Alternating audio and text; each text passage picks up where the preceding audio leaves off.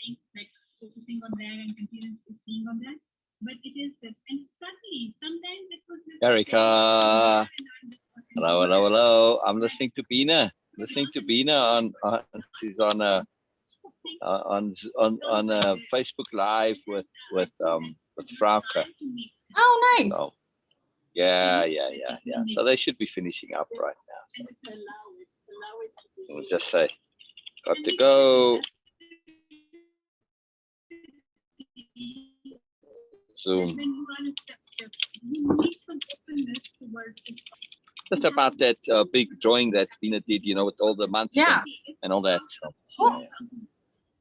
yes, very cool, very cool.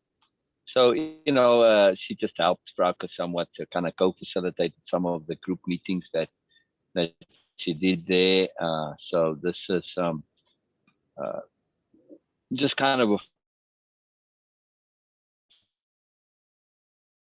follow up with Frauke. Did such a little bit as well. So yeah, very cool. Yeah, very cool indeed. All right, so brilliant. How are you, Erica? How are you? I'm doing well. How about you?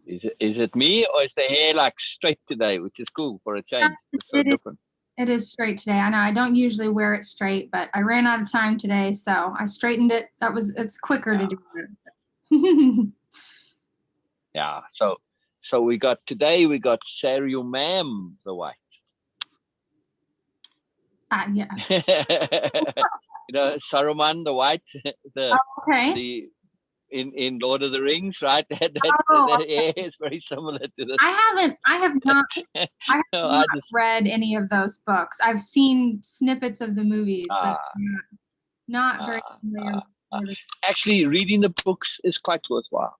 Yeah. There's a moreness to the book in terms of a deeper connectivity of attunement. Interesting. Yes, it's very, very, very interesting how that works and connects and relates. There's a deep sense of that interconnectivity of things and attunement. It's very, very cool. It's very cool. And then, of course, impeccability and honor and all of this, and making an effort, not knowing what's happening, and trust, and many, many themes in there. It is a cool story to read. It does come through in the movies a little bit. They were very well done, the movies, I thought, but also they do change some of the story, which is significant too. But the books are definitely worth reading. And they are different. They're not the usual. So I know it's been a long time since I read them. Maybe I'll see them differently now. I don't know, but either way, this is very cool. I did enjoy the books very much at the time. Yeah, I've always meant to read them and haven't never made it there, but they're on my list. Yeah. Oh, that's interesting. What else is on your list? Oh my gosh, I've always got a huge backlog of books, but I'm trying to think if there's anything like that, like a really well-known book that I haven't read that I'm into. Interesting. Atlas Shrugged. That's one that my mom, and The Fountainhead, both. Okay, my mom and grandma both. I remember when I was little, there was a copy of Atlas Shrugged in our library at home, and both of them were like, "Well, you have to read that book someday." I've never read it. It's very important to read both, so make a note on your list. Okay. It's essential to read both. First Atlas Shrugged and then Fountainhead. Interesting. Okay. This is imperative. Otherwise, it's kind of a waste, because the end, she goes somewhere with the story. Right. And if we don't get there, then it's a bit of a waste. But still, it's a powerful book on its own. Absolutely. Yeah, that's really interesting. Or books plural, but yeah, even Fountainhead on its own is fine. Interesting. I'm trying to think. I'm sure there's a lot of really well-known books that I haven't read that I've meant to. Yeah. That's a good question. If you do pull up that list, it'd be a fun chat at some point, because there's many that are great books, classics, well-known. Yeah. And seriously. People all make a big deal of reading Anna Karenina or Dostoevsky or It's like, come on, seriously, just because it's a long book and people make a big point of, oh, I've read Anna Karenina. Right. No waste your bloody time. It's boring as hell. There's no point to it, really. And Dostoevsky is not only boring, but okay, there's some insightfulness and this and that, but all that massive effort you go to and all the negativity you've got to endure to get a few little nuggets of value. Sorry, no. I mean, the only reason people fuss about it is because, oh, it's a classic and look, I've read it. Well, if that's important to you, all right, well, good luck to you. You waste your time reading stuff like that. But there's so much better stuff that's worthwhile to read that just blows the stuff out of the water, not just for entertainment value, which those are very low on the radar, but literary value, philosophical value, psychological value. It's just huge. Fountainhead, Ayn Rand, she falls into sort of a category. There are a couple of authors similar to her they weren't all the time period, but they tend to get grouped together a little bit. They're not necessarily contemporaries. Hey, where did you go? I was about to click accept and then you went away. Beena. Oh. Hey, come back, Beena. Just to admit, Beena, I was just about to click and then the little admit button went away. So come on. It happened the other day too, so she'll try again. Oh, come back, Beena. How does that song go? Come back, somebody. Anyway. I was going to say that just in terms of books that are worth reading, but again, you have to first read Ayn Rand and see if this really does resonate with you. There's that style of writing or that type.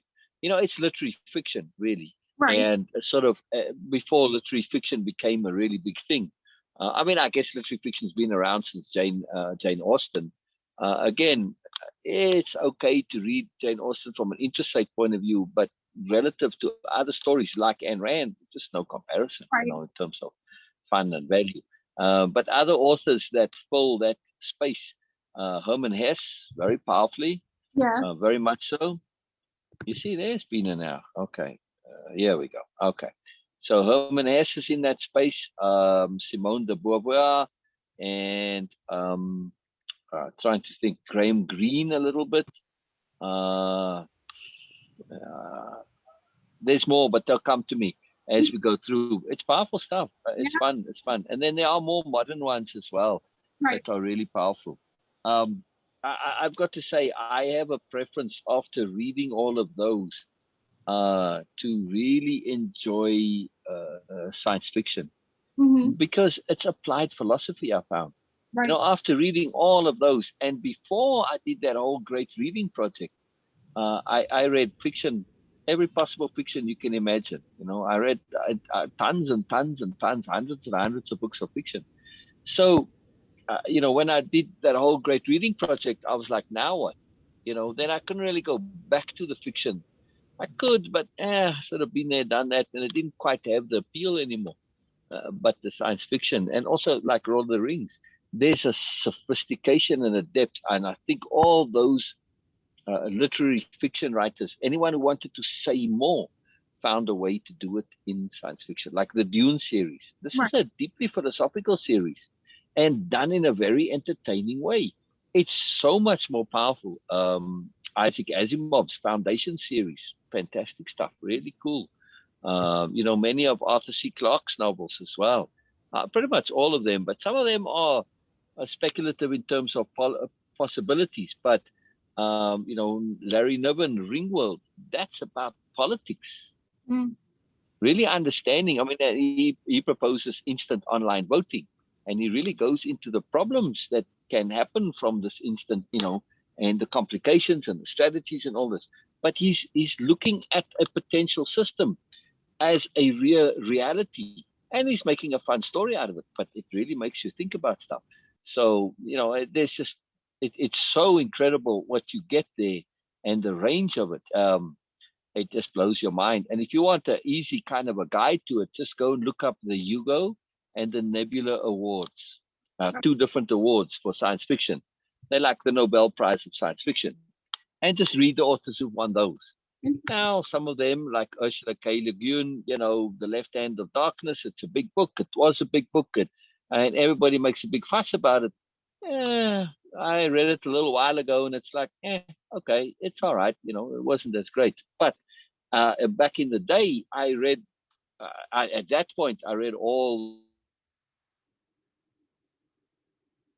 Whoops, I lost you. But just the creativity and the mind expansion and the application and implementation of philosophical concepts in the science fiction and the fantasy, this is incredible. And just exploring alternative realities. So obviously in the science fiction, this is a but in the fantasy, this is huge, because when you get into creating a world in which there's magic, you better know your stuff. Your readers, especially today, they're really sophisticated. They say, no, according to magic rules, no. And there's all different kinds of magic, and you better be up on it. You have to have a plausible reality. And this is the excitement, this exploration of plausible realities and seeing how things could possibly work, and trade-offs and cause and effect and all this. It's something else. It really, really is fantastic. Really, really awesome. Yeah, that's so definitely worth exploring.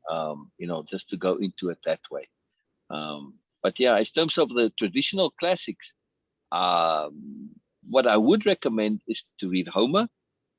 Okay, I have. It's been a long time though. Okay. To read it again, I think that now you'll have a whole different perspective on it. And to see it as an evolutionary book, as the evolution of awareness, consciousness, and the evolution of self-determinism and choice. Okay, interesting. So when you see it in the context of the evolution of consciousness and awareness, where in the beginning of the story, man is just a pawn of the gods. Right. That was the prevailing belief. So when you look at Homer as an agent of the evolution of consciousness, he's writing a story that when you read it, wait a minute, we actually do have choice. Mm-hmm. And Homer, really, it's the death of the old gods. After that, it's kind of lame belief and vain hope, and but that's when they kind of disappeared. That religion as being something that was absolutely paramount and taken for granted. He introduced that you can do it on your own, and doubt in terms of this whole belief system. And it's really, really key. When you look at it that way, it's very, very cool. Ingenuity and choice, cleverness, the cleverness of man being able to overcome the pettiness of the gods and so on. It's a huge deal. Other than that, too, just from a literary point of view, to know Homer is to know English language and idiom and beliefs. Same with Shakespeare. They are so influential in the language, same as the Bible. I mean, just between those three alone, you've probably got 90% of your idioms, right. And popular sayings and stuff like that, to be or not to be, or, what's the thing?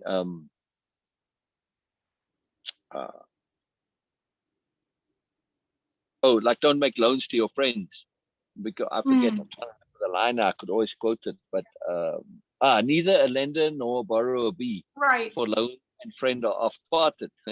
I don't remember many quotes, but that's from Hamlet. Right. So stuff like this, popular conceptions and understandings. Between those three, the Bible, Homer, and Shakespeare, I mean, it's all there. Now, if you go to the East, of course, well, it's a little different. You get Confucius and Lao Tzu and the Bhagavad Gita and Buddha. So it's nice to add those to one's collections, because, well, if you're only going to get stuck in Western, you limit yourself. Right. So, it's really powerful to not just get stuck in Western. In Western logic, the Western world is the world. And it's horrible. Come on. Seriously, dudes. I mean, wake up. It's America. It doesn't exist from East Coast to West Coast, right? Right. Right.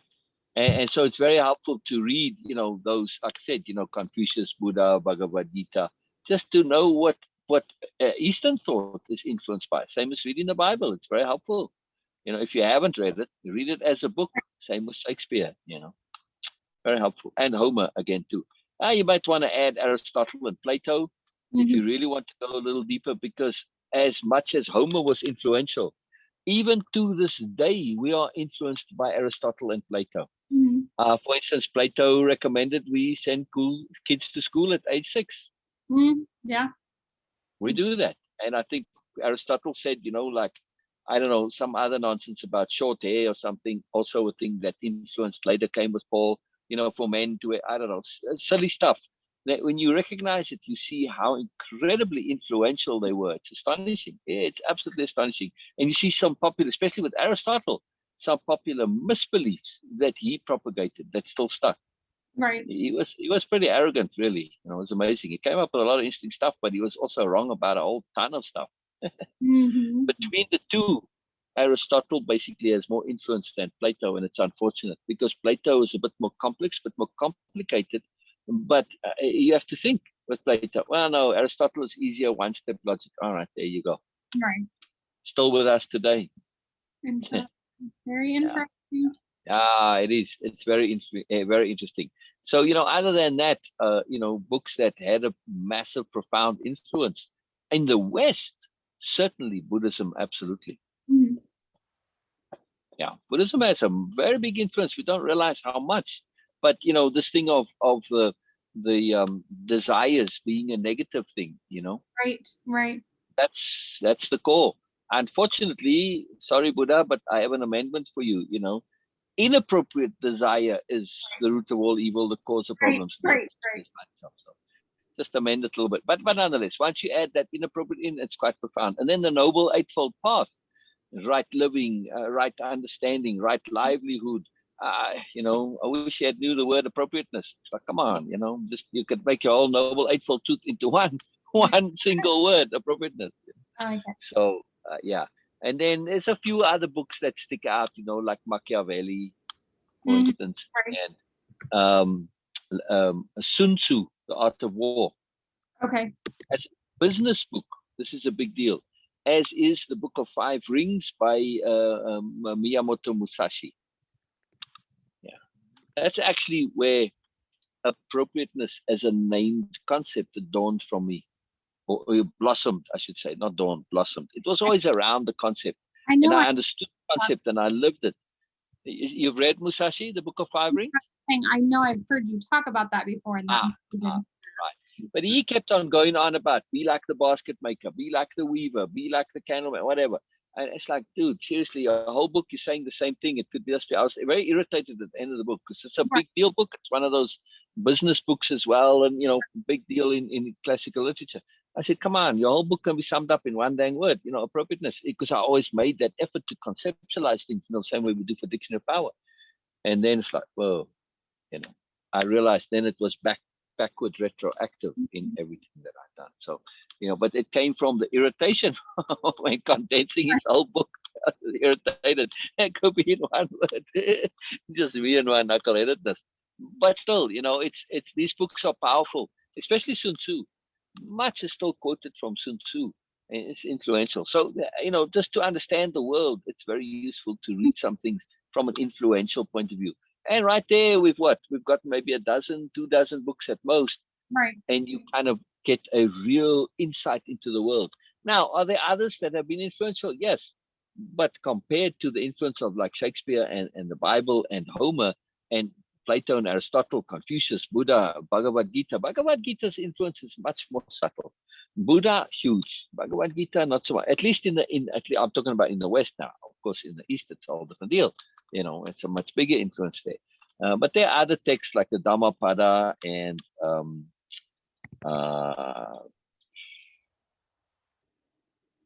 there's another one, Upanishads. They're also very influential. So there are a couple. You can look it up. It's not very hard. Influential Eastern texts over the ages. Right. Classics. You'll find them. It's useful reading. It's very powerful stuff. Very interesting. Cool stuff. Because you see the evolution of thought, the evolution of consciousness, particularly when you read it in this context. When you read these works from a conception point of view, changes everything. Changes everything. That's the cool part of it. When you look at it, oh, I see. This is where this conception. Oh, I see how they arrived at. Oh, I see in context. then it's very cool. Then you really kind of see the world differently and you understand stuff a little differently. It's very cool. Yeah, very cool. You know, in the oh, go ahead. I was just saying hi, Beena. I didn't get to say hi to her when she joined. Yeah, Beena. Hello, Beena. Hello. Sorry for being late. We were just wrapping it up, but it takes a bit time. So, but I'm listening, and whole discussion is really amazing because when my first introduction to philosophy was through Sil, and the second thing was Sophie's World. Though it was first because someone gave it to me to read it, and I was like, no. The only then when she was saying that a magician pulled a rabbit out of a top hat, and we are the ones just clinging onto the hair of rabbit fur, and it was a really put off for me. Like, come on, what type of picture they are creating? I said no. Like, hanging or clinging to rabbit fur was not a real good idea. So I just left. And me and Sil, we have a project, and Sil said, come on, why not? And then we start reading that, and then it becomes really amazing. Not only that it is so much into my life, but also because that whole process of philosophy and awareness was really amazing because it was not the character who is just learning all these things. Of course, I was learning. I had no idea about philosophy, how it evolves, how though it was a bit the only setback is, you can say that lackness in that story is that it is more and only on Western philosophy. Yeah, very limiting, yeah. Another, so it's a good. Although he does say that. Start. It's a good book to start with. I feel that. And now I'm Beena, sorry to interrupt you real quick. I don't recommend Sophie's Rule for one reason. That yes, on all things being equal, if Sophie's World is your introduction to philosophy, all right, at least get you interested. But he's a bit fuzzy in the conclusions and the assumptions that he makes, and there is a bit of a religious bias. So if you don't know what he's talking about, it's very easy to assume that he's just been accurate. It's subtle differences. So that's why I don't recommend the book if you're not already familiar with the works themselves. Then it's useful to add to, like I said, there were these books that I recommended, the main ones. He goes into, Heidegger and all the guys in between, and that's useful.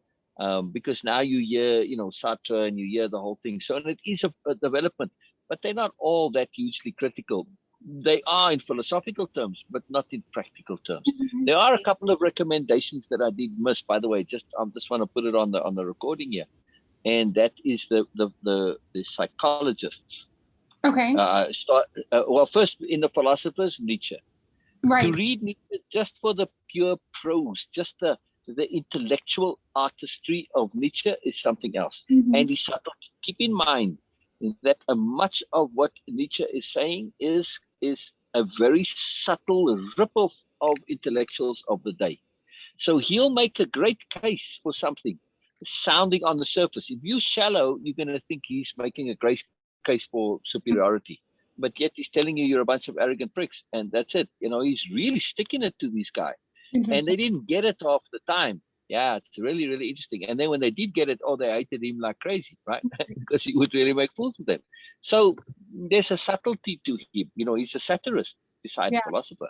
And that's not really always appreciated because the depth of his subtlety is really supreme. And his language is fantastic. This maybe now, I don't know, but at the time, it was the best English prose I read, even though it was a translation. And the translation I read was the Penguin Classics translation of Nietzsche. Yeah. So they did a good job. So Nietzsche, okay, and the philosophers. Then we get to the psychologists, and of course you get Jung. Now Jung sorry, I mean Freud. Freud and a lot of stuff Nietzsche said that Freud later just basically said the same thing. It's very interesting. And he denied ever having read Nietzsche. There Interesting. is some overlap. I mean, he's in a later time period, but yeah, he said, no, I just came up with this on my own. Okay, but using exactly the same words as Nietzsche. Well, all right. I mean, some of the stuff, those terms go back. You think they come from Freud or Nietzsche, but they go all the way back to the Greeks. But either way. So, but Jung is very formative because Jung really did do a lot to introduce a new way that we still use. We use subconscious. Essentially, this is popularized by Freud. I won't say he originated it, but it certainly was popularized by him. The id, the ego, just this concept of anal, the mother being influential in everything. And, Oedipus complex, even though that doesn't come from him, it's obviously a very old Greek play. I think it's Sophocles or Aristophanes, one of them. And those guys are also worth reading if you really want to, because so much comes from them. But still, not essential. But Freud kind of condensed it all. Then Jung is pretty important too. Jung, again, if you get Freud and Jung, is a pair. Same as Aristotle and Plato. One is more subtle, more complex, more deep, but not as popular. The other is more obvious, more blatant, one-step logic, and is popular. Freud and Jung, Aristotle and Plato. It's really fascinating. But then later you get guys like Maslow and Rogers, and I forget, there's a couple of others. You can just look up main philosophical schools of thought, or luminaries in psychology, or sorry, not philosophical, psychological schools of thought, systems, ways of being, and read those, and that's really potent to see their philosophies. There's like Piaget on child development and stuff like that. But you could just go through Wikipedia. Likely we started, we never finished that project. And you can get an encapsulation of what Jung is about and what Freud is about from Wikipedia, and it'll probably be more than enough. Rather than reading all their stuff itself, wouldn't be necessary. So that would be my recommendation, really, because when you actually read all of Freud, it's like, Jung is a lot more fun and interesting to read. It gets very spiritual and mystical and a little woo-woo for some people, but still, there's a lot there. Very interesting. Yeah, it's a fun project. But again, this depends how you approach it. How you approach it, and you come. It could be a waste of time if you don't know what you're reading, just to read classics. There's a lot of them that are just total duds out there, and are like, ugh, seriously, why is this a classic? It was just popular at the time. Just because it was popular at the time, don't make it a classic. Sorry. Sounds like your assessment of Gone with the Wind too. Yeah, exactly. I mean, it's really, where's the redeeming value out of Gone with the Wind? It was dramatic and entertaining, maybe. Well, I didn't find it entertaining. I just find it, but when you look at it through a different lens, all that drama and all the huff and all the grandeur, and you really see it for what it is. It's a movie about a spoiled woman. That's it. Who got bailed out by everybody else. It's a terrible movie of indulgence and self-importance and vanity and selfishness and abusiveness and manipulation. I mean, it's a BMN movie, so okay, I recommend it as that, right? she's such a subtle BMN as well. That's cover. She really sold it and got away with it, until the very end. Yeah, that's right. I always left the popularity of that movie fascinating. Still does. And people don't see her for what she is. They just love her. What are you loving? So it depends how you read. If you read with discernment, and that's what I'm saying, much of the works out there. Well, I think Anna Karenina, if I remember, it's very similar in this, but just the laboriousness of it is beyond measure. But Russian, all different logic. So Russian literature, very different logic. They kind of revere suffering. Right. So this, they can get stuck in it and mired in it, and it's like, that negativity. It's, I don't know, they just revel in it. Really, it's amazing. Interesting. Oh, thank you very much. Yeah, but you're gonna read with a whole different awareness and a whole different mindset. So it's going to be a very different project when you read now. especially when you're looking at these things from overview abstract and you're looking at through the lens of PSP, through the lens of way of impeccability, through the lens of conceptualizing, the lens of awareness, choice, discernment, understanding, all of the stuff. It's going to be a whole different ball game you're reading. It'll be very fun. Interesting. Yeah. It'll be really, really interesting. Like I said, Lord of the Rings, which is entertainment too, to see how that grabs you from the deeper mystical point of it, and there's a lot there. I'm almost tempted to go redo it, but so many things I'd like to redo. Yeah. Just the time. I try to avoid rereading stuff if I can help it, because there's so much to read. Occasionally I do reread things, and it's kind of always disappointing. I reread Siddhartha, which is a big book for Beena too. Herman Hesse's Siddhartha. When I read that, that was a huge book for me at the time. When I reread it now, it was okay. It was interesting. It was entertaining. It was fun, but it wasn't huge. Yeah, so I always hard to say. I'm going to reread something that I really like, and then my reading list is always so long that I go on to the next thing and never make it back. Yeah. So I do feel sometimes there are things that are worth rereading. There's one other luminary. So I know we spoke about the Grand Reading Project before, and I don't know if I went through the intent of it and then the end. I think so. Okay. I might as well recap now since we're on it. Yeah, go Go ahead. ahead. Oh, go ahead. So I just wanted to say that the intent was, at first, it came about, the universe sort of tricked me. I was reading, Herman Hesse, and he kept referring to Nietzsche, and then Nietzsche kept referring to everybody else, and everybody kept referring to Greek. So I wanted to know who they referred to. But then by the time I actually made all my lists and I collected all the books, which was literally a couple of years later, when I actually started to read, I had a whole different intent. I wanted to know things, and I wanted to read and extract from this what was practically useful. So I read with my red pen and underlined and pulled the notes out. And yes, in some things had some stuff, but in general, I found very little of actual practical, applicable, utilizable value. Right? In the way that when we go through the program or we go through a session and we take notes and say, wow, that's useful. This I can use, and you put it in your notes. I found very, very little of this. So as I'm progressing through this, the Buddhists, by the way, they had a lot of stuff, but it was hard to use because of their language. So their language was just too archaic, and it was just always that a bit off, and it's hard to really connect with how they said it. It just didn't resonate. And I'm not alone in this. It's a big thing with their language, if you look at it. It's really interesting because there's a layered complexity that doesn't translate. Sanskrit is a whole different language. It's a very, very sophisticated language, and the languages that followed it don't have that. English can have it, but you really need to know your English in order to. So the translators didn't have that level of sophistication with English. Not necessarily the language, but the sophistication of understanding the conceptions. You can see they just didn't have that to translate it.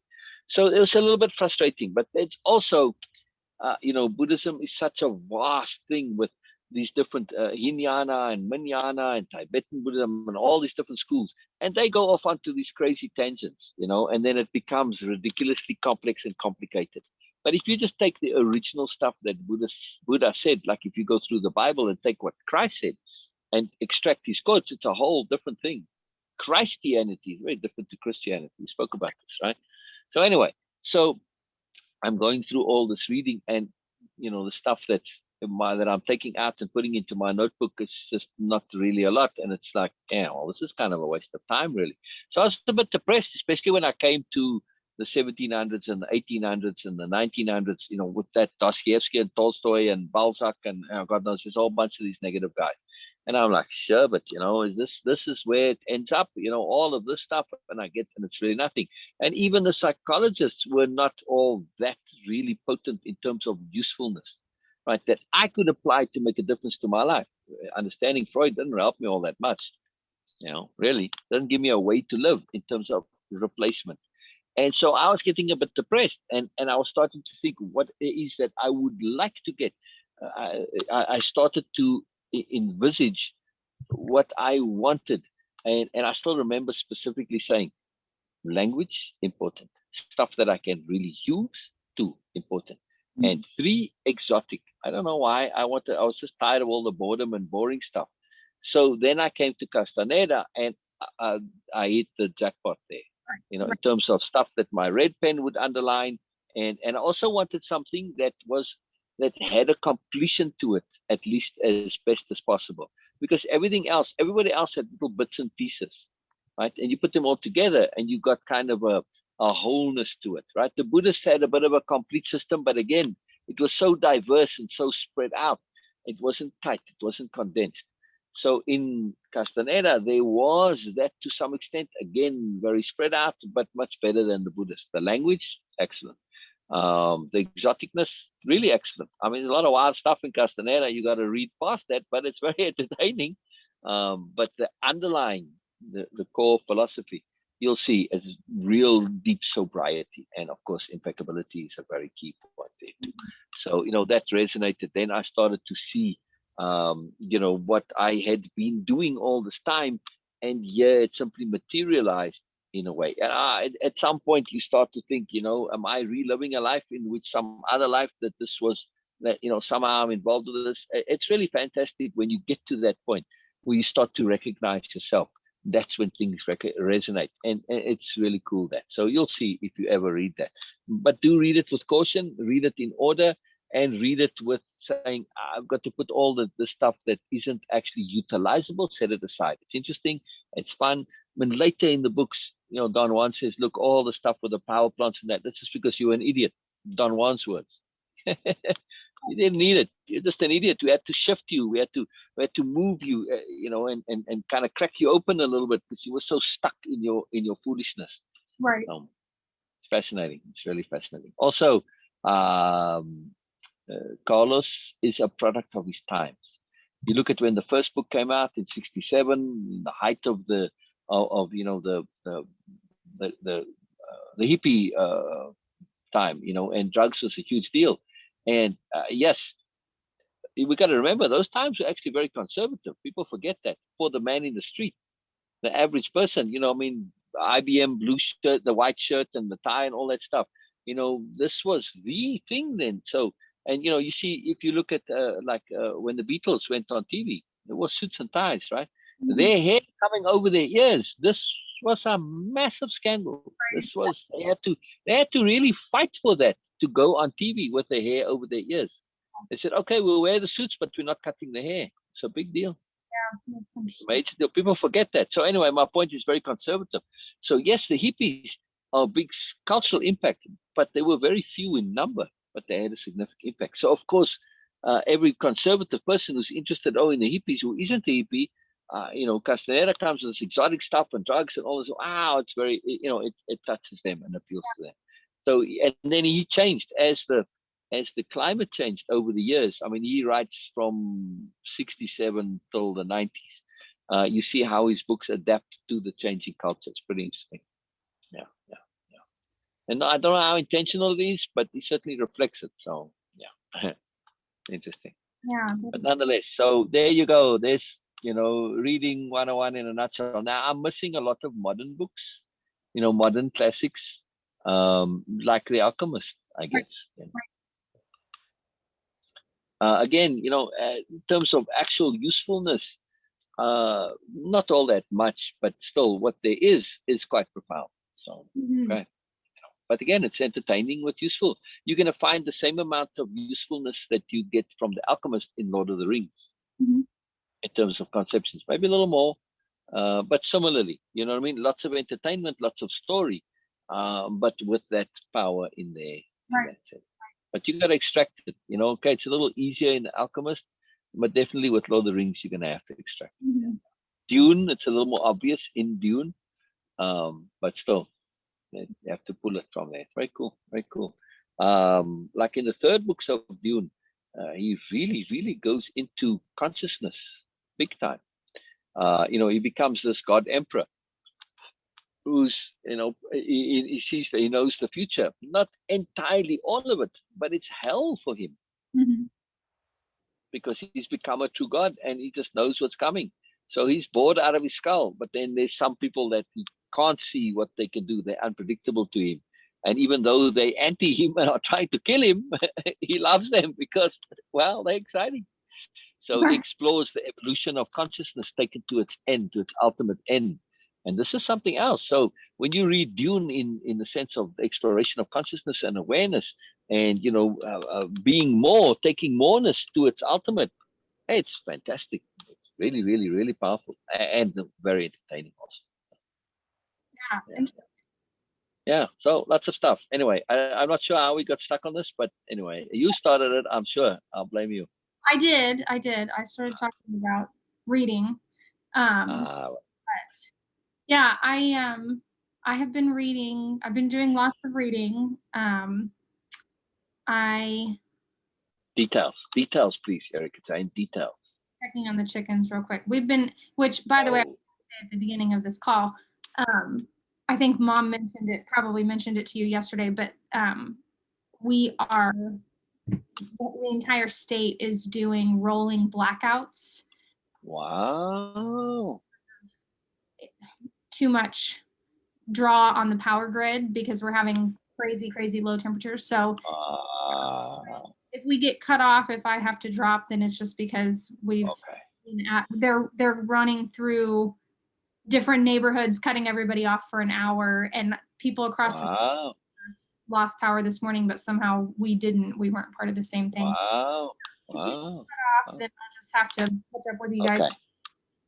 Sure. No, there's no mom yesterday.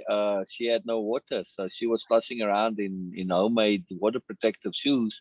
She still has water, and she was part of the rolling blackouts this morning and lost power for an hour, and then it came back. But anyway, I was checking on the chickens because it's been so cold. I'm worried about them the last 2 days, but they seem to be doing okay. But anyway, your love of the chickens. I love your love of the chickens. It gives me great joy, by the way. I don't know. Yes, I do love them very much. Yeah, I've been doing lots of reading and reading all kinds of different things, but I finished.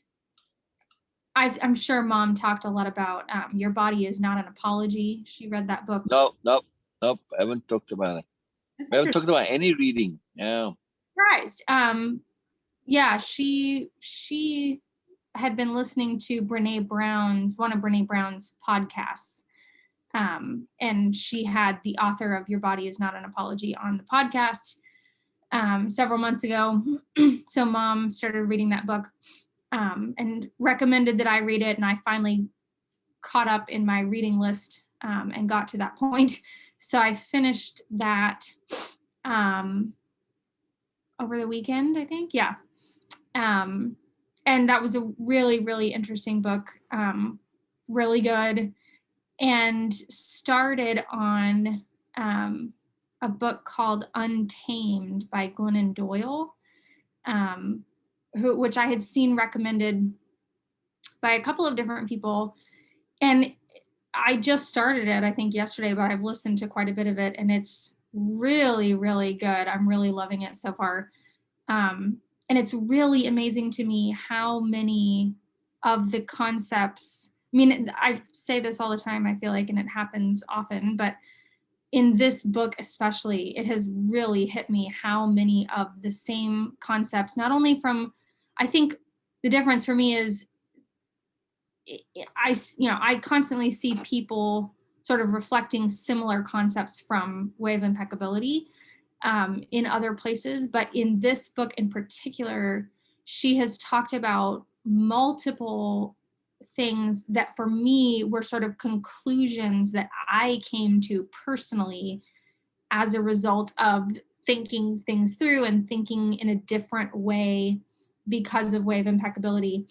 And she has mentioned multiple things that were things that I sort of came to that became fractal conceptions.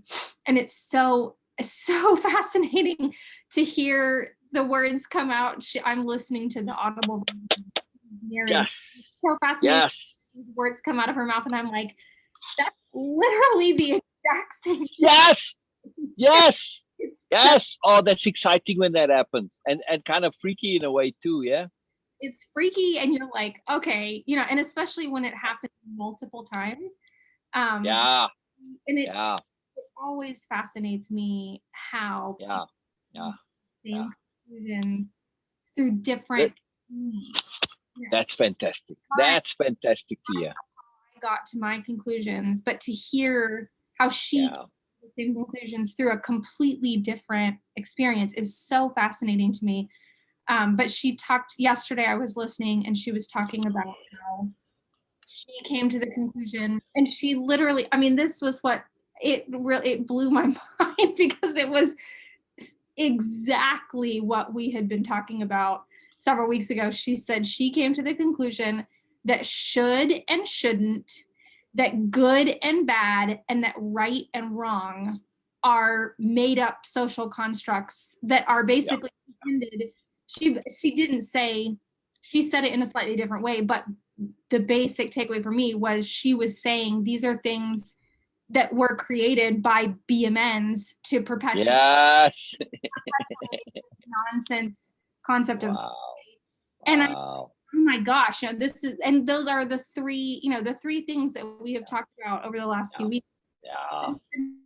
Good, bad, and right and wrong. You know, there is no universal right and wrong. There is no such thing as good and bad. So that was really fascinating.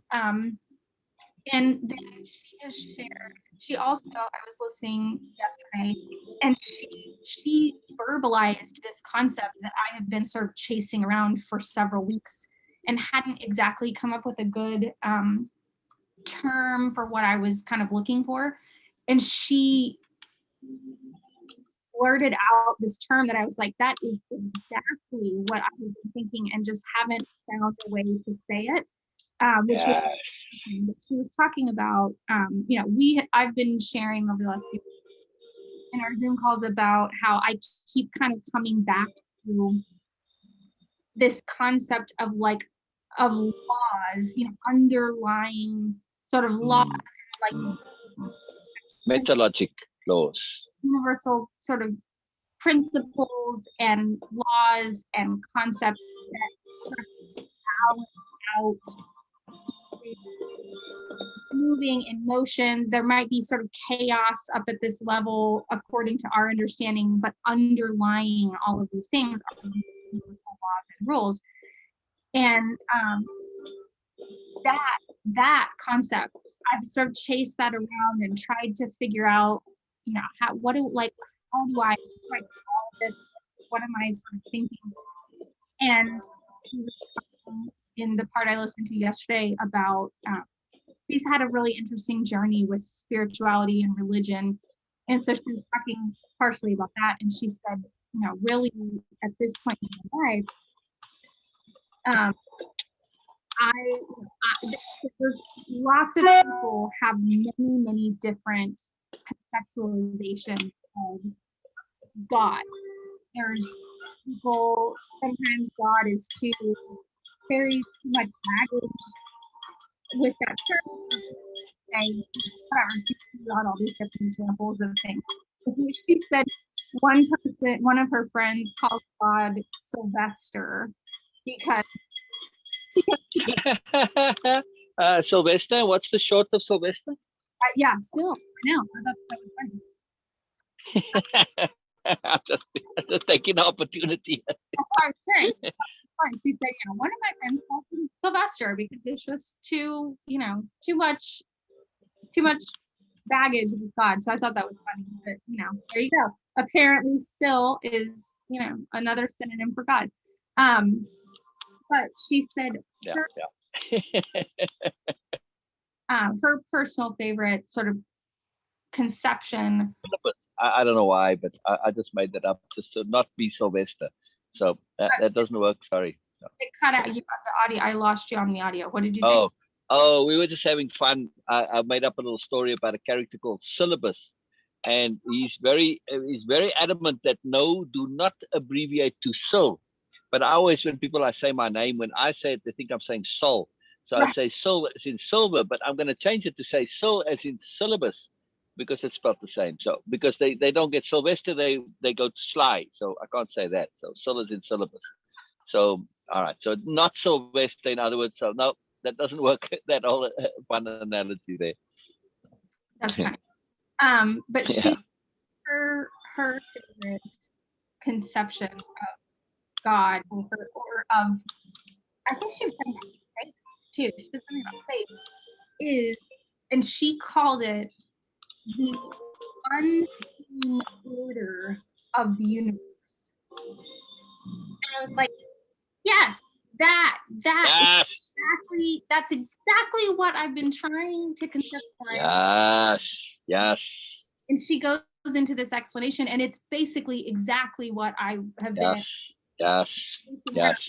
Underneath all of this sort of perceived chaos is this Yeah. of the universe. Right. I was thinking about that when you were saying it. You know, I call them self-evident sensibilities. Mm-hmm. But there's another shorter term that can be useful for this: sobrieties. The sobrieties of the universe. Oh, I don't know. It helps for me. I like that as an understanding that, you know, these self-evident sensibilities, or just sensibilities, these what did you say? Unseen forces? Unseen? No. The unseen order, which for me, Unseen order. Yes. Concept specifically that I've been trying to verbalize, couldn't come up with a good concept. That it's sort of balance of the universe, or the force. That's cool. That's very cool. Yeah. In balance and moving in the right direction. So yeah, unseen order. That was really interesting, but it was just really surprising and fascinating to me to hear her. That's very cool. Touching on this concept that I've been really thinking about and trying to kind of figure out what to call it or what I'm thinking about. So there have been multiple instances in the book where she's talked about things like that. That's been really interesting. Fantastic. Author and name of book again, please? It's called Untamed, and the author her name is Glennon Doyle.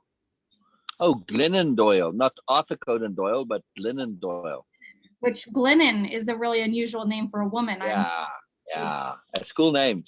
Yeah, that's why I remember it now. You see, like just the mnemonic association, and Untamed, much like Erica. Yeah, so that's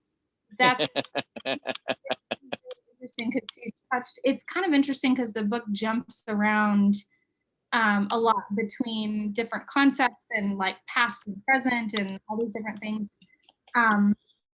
But it has a really interesting sort of cohesiveness with it. And she talks, part of what she talked about that has been a lot along the lines of what I've been thinking about has been, one of the things was about basically seeing the value of difficult things and of, you know, painful feelings and not running away. She talks about the same sort of concept of happiness that we've been talking about, and about how, you know, when you are facing happy, you know, quote unquote happiness, instead of embracing the entirety of your experience, that you're missing out on opportunities for learning and growth, because learning and growth really comes in the hard things. But that's been one of the interesting things at the very beginning. She kind of goes into why the book is called Untamed, and it's a really interesting story. But she talks about how basically, well, so the story that she shares in the very beginning was about being at the zoo, and she said that she was at the zoo with her daughter and I think they were on like a school field trip or something, and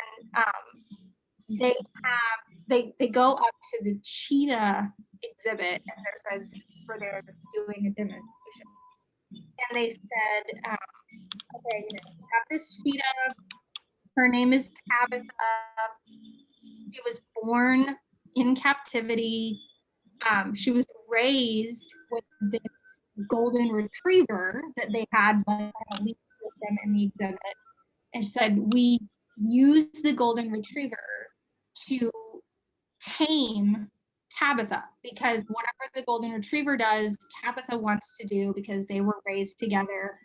And so it just, it helps sort of tame Tabitha's wildness. It helps her. Oh, wow. And so they said, here's what we do. We take the golden retriever. She chases, we take this pink stuffed animal and tie it up to the back of this vehicle. And then the golden retriever chases after the rabbit while Tabitha watches. And then we let Tabitha out and she chases the rabbit, and we get to see how fast she can run. And so they do this whole thing. They let Tabitha out. She chases after the rabbit or whatever it was. Yeah, I think it was a pink bunny on the back of the truck. And then they let her out, and she's kind of roaming around in this exhibit.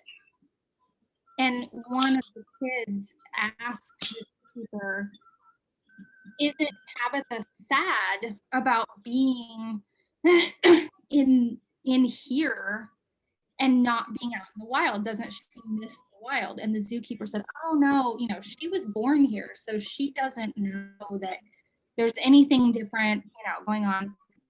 And then the author and her daughter are kind of standing off to the side, and her daughter points at Tabitha. She said, Mom, look at her. She looks unhappy. And they said she was kind of like pacing around at the edge of her exhibit. Oh, interesting. Oh. And the author pens this little section about how, what if Tabitha knows and feels inside that this is not right, that there's something not right about this experience, but she doesn't know why, because she hasn't experienced it well, but she knows that there's something not right. And so she talks about how we are all like Tabitha, that, we have been tamed inside of these cages that exactly that other people have put us in and told us, this is how you should be, this is what's right, this is what's wrong, this is what's good, this is what's bad. Right. And that inside, you are wild, you are untamed. You just have to break through those cages and embrace your real identity as an untamed spirit, instead of existing in this world that other people have built for you or whatever. So it's really interesting. She has a lot of really interesting stories, and she kind of comes back to that centralized concept of setting all of the beliefs about yourself and around you, and really tuning into your truth. Not necessarily everything, but your own truth about who you are, what you are, and where you belong, and all of that. It's really interesting. I really like it so far. That's very cool. That's it. Gwen something. Sorry, say the name again. The first one, Doyle Untamed.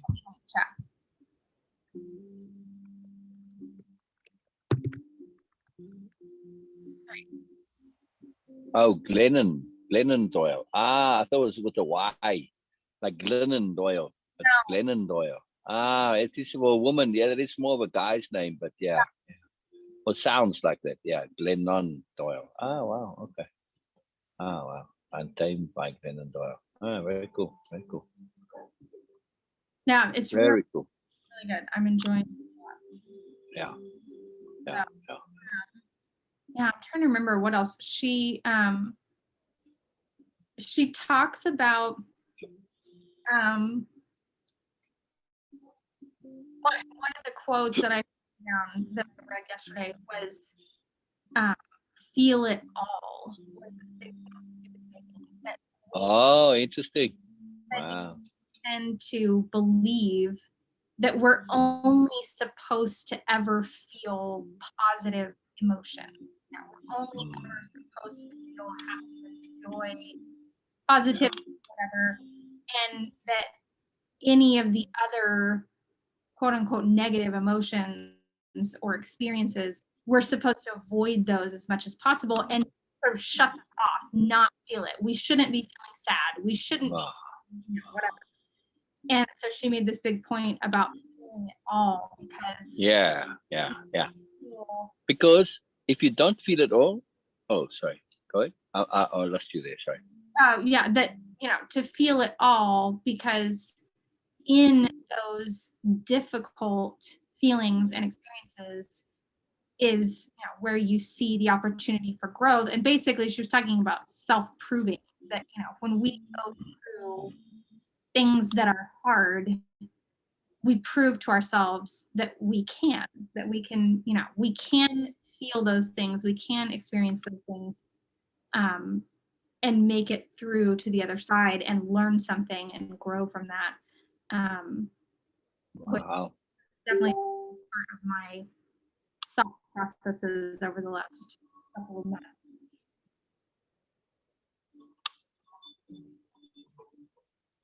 That's fantastic, Erica. Wow. That's really cool. This is bringing up a big point. So yes, in Wave Impeccability, one of our focuses, our objectives, is to deal with death, right? Or to be prepared, to be strategic, whichever way it works out, we're ready either way. But take that one step further, which is again one of the intents built into Wave Impeccability. And it's interesting that we haven't spoken of this before, actually, specifically. Yes, we spoke about death, but not about this concept I'm about to share. I probably mentioned it, but not specifically as an intent of the program. And that is to prepare for fluid reality. Right. What I mean by fluid reality, ultimate freedom, the way your thoughts materialize, etc. Living in a spiritual energy realm, etc. So in the same way as this Untamed, you are seeing a reflection. You could call it a representation, a coincidence, a materialization, depending on your stance. You could see it in a bunch of different ways, but nonetheless, you are seeing your inner thoughts on paper from an exterior source. Could it be coincidence? Yes. Let it happen enough, and then, well, okay, once is a coincidence, twice is really wow, 3 times it's like holy moly, 4 times it's like whoa, where did I go? What do you do when you get to 10? What do you do when you get to 100? You got to say there's something else going on here. Right. I've run out of superlatives and freaking out about this. At 10, I already was exhausted. What do I do now? Yeah. So then I have to relook at things. So, okay, so now I see to some degree attention, intent materialize, and I start to see a different reality in existence. And this is, in terms of like you were saying, you saw your own writing. The first time that happened was with Nietzsche. And it was the exact words and it was something that it wasn't a casual thought. It was something I'd spent time about, come to, thought through to the end. And I was like a bit freaked out when I read it. I was like, but wow, this is like, he's like stealing my thoughts. And it's like, how could this be possible? This really intrigued me. I mean, I knew intellectually, not so, but it was word for word to the exact letter, one sentence. And it's a translation. So it's like, wow, So I really thought, now, how could this be possible? And then you start thinking alternative realities, fluid reality, things, materializing, all sorts of other logics come in where you start to reverse engineer. And when you start to eliminate the impossible and however improbable, you start to come to the rest. And then, later in that same thing with Castaneda, or at least Don Juan. Now, Castaneda, I'm not a fan of, but Don Juan I am. That materialization of a very, very precise intent and coming exactly what intended coming, that made me really shift to say, oh, there's other stuff going on. And you're going to see this more and more in your reading. You're going to see them now as more materializations of what you were thinking. It's very, very cool. And you could think the writing was essentially materializations of what you needed to think, but hadn't yet thought. So now you're going to shift the balance. Because we made this deliberate effort to think, we're now getting ahead of the curve. And, reading shifts then. because now you can start to enjoy your thinking as opposed to being in that forever seeking mode. Right. And again, when you read now, like if you read Lord of the Rings or Homer or whatever, you're going to see it in this grand big picture, in that that hidden order, the sobrieties of the universe, the grand logic, the meta logic, the unfolding of consciousness and awareness, seeing how the universe works, different representations. Like in Tolkien, it's very intuitive in Tolkien, but very sophisticated at the same time. Because keep in mind, it's a children's story, right? But it's at least, well, the Lord of the Rings is written more for little higher adult audience. It's not a children's story like The Hobbit is. Right. But still, you see this in a very, very powerful way. And it's very fun when you start looking at it all in the context of fluid reality and the preparation for fluid reality. Yes, we're prepared by way of impeccability. But are we prepared by way of possibility and the option and the awareness and the allowance of possibility? Right. Yeah. I mean, we still believe in our hard reality because we're still in it. And this belief is a loop that keeps on re-entrenching itself, right? So when you start to shift that loop a little bit, then you realize, wow, there's a lot here. There's a lot here that I got to relook at things a little bit differently. In other words, the world doesn't work the way I think it does. Right. Yeah. Very, very powerful. Very, very, very powerful. Very, very, very powerful. Very cool too. It's so interesting because I feel like there's always these like themes sort of rolling around in in whatever I start really thinking about something, and then I keep seeing these same concepts sort of over and over and over again. And one of the concepts that keeps coming up in lots themes, you're saying themes, yeah? One of the things that has come up in lots of different places, and I thought about again yesterday when I was listening, or was that today? Yeah, yesterday when I was listening to Untamed. I keep reading, hearing all these different mentions of this concept of sort of regenerative rebirth, like, and I've one of the things I listened to was literally talking about a phoenix. But then I keep hearing, all these similar concepts of like rebirth, regeneration. And I was listening to Untamed yesterday, and I think that was this morning. There was this section that was so good, and it reminded me again about this concept of sort of not only rebirth and regeneration, but sort of, it's this fluid reality concept reminded me of this, that really every time, so Glennon was talking today when I was reading about how if we are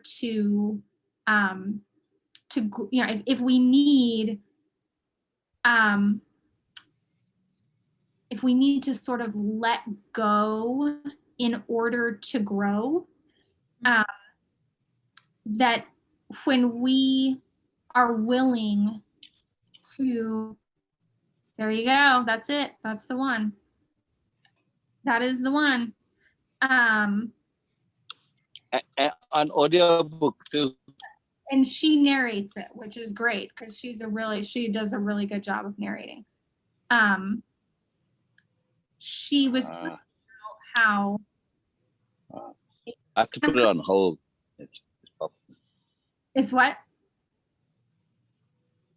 It's on hold. I have to place a hold on it, so I'll put it on hold.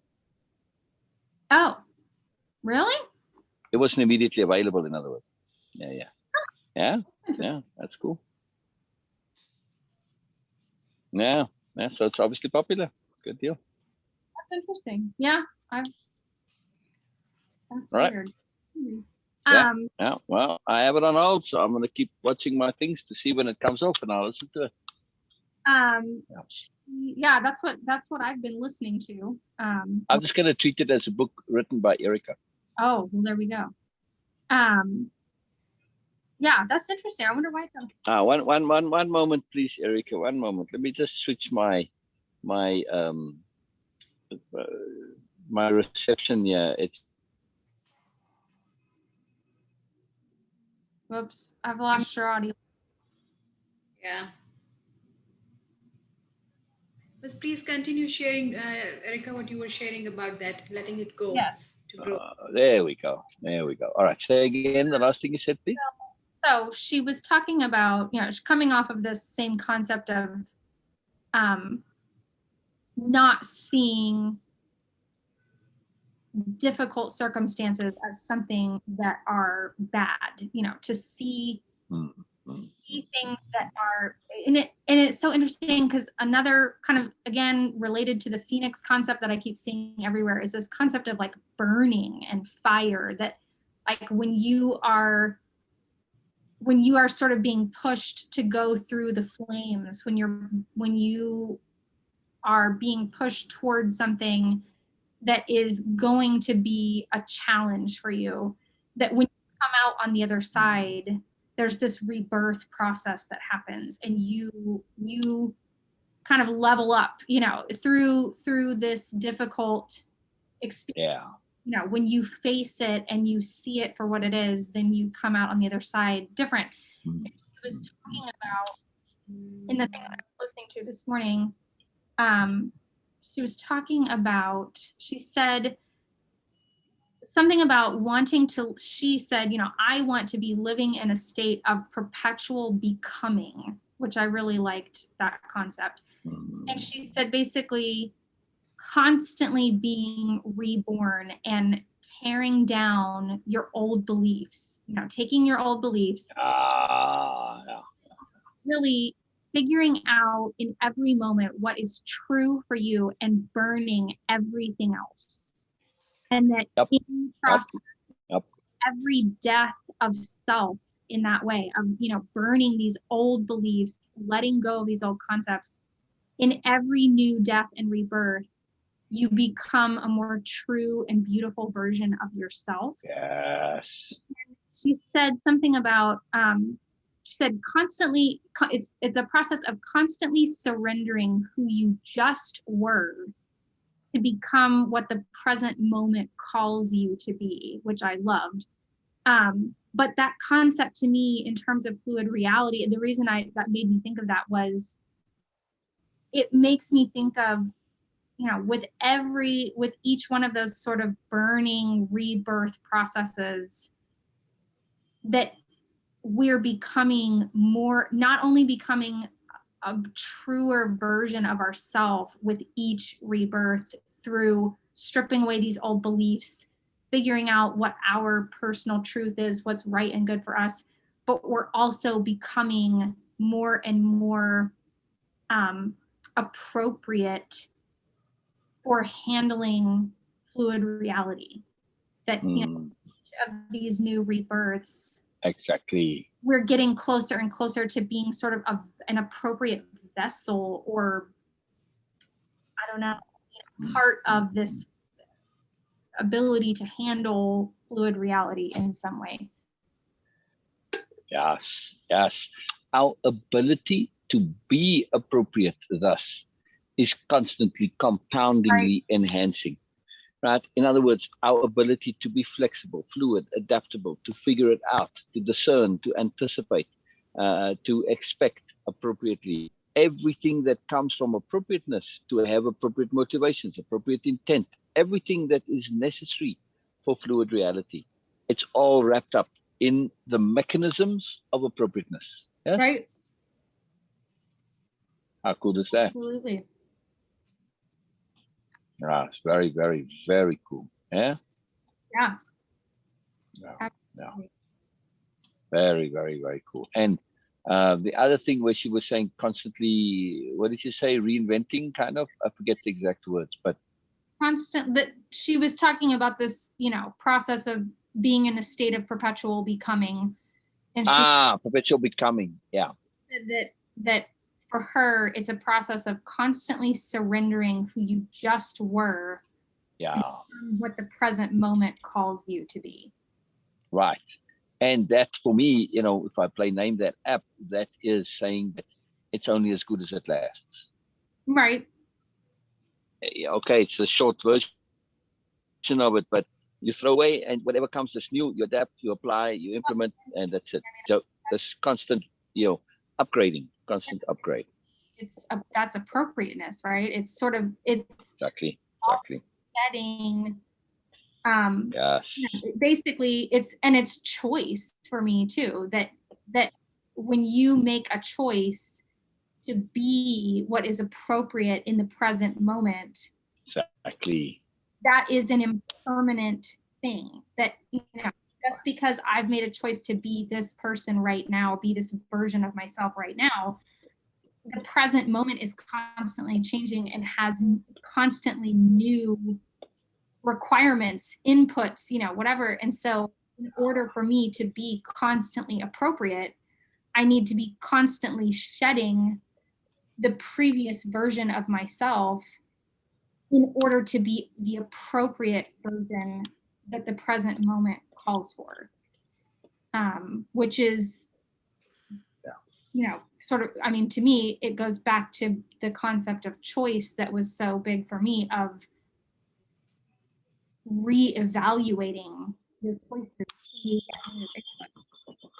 And that includes who you are right now, or how you're expressing who you are right now. But that's constantly evolving.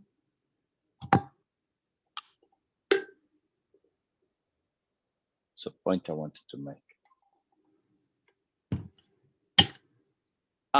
Yeah, in terms of that appropriateness, that adaptability and that constant updating, it's all dependent on our awareness. So we don't want to just be aware that I'm aware. That's not enough. We need to be aware of context, of perspective, of attunement. In other words, the flow of things around us. All of that we need in order to appropriately update all the time, right?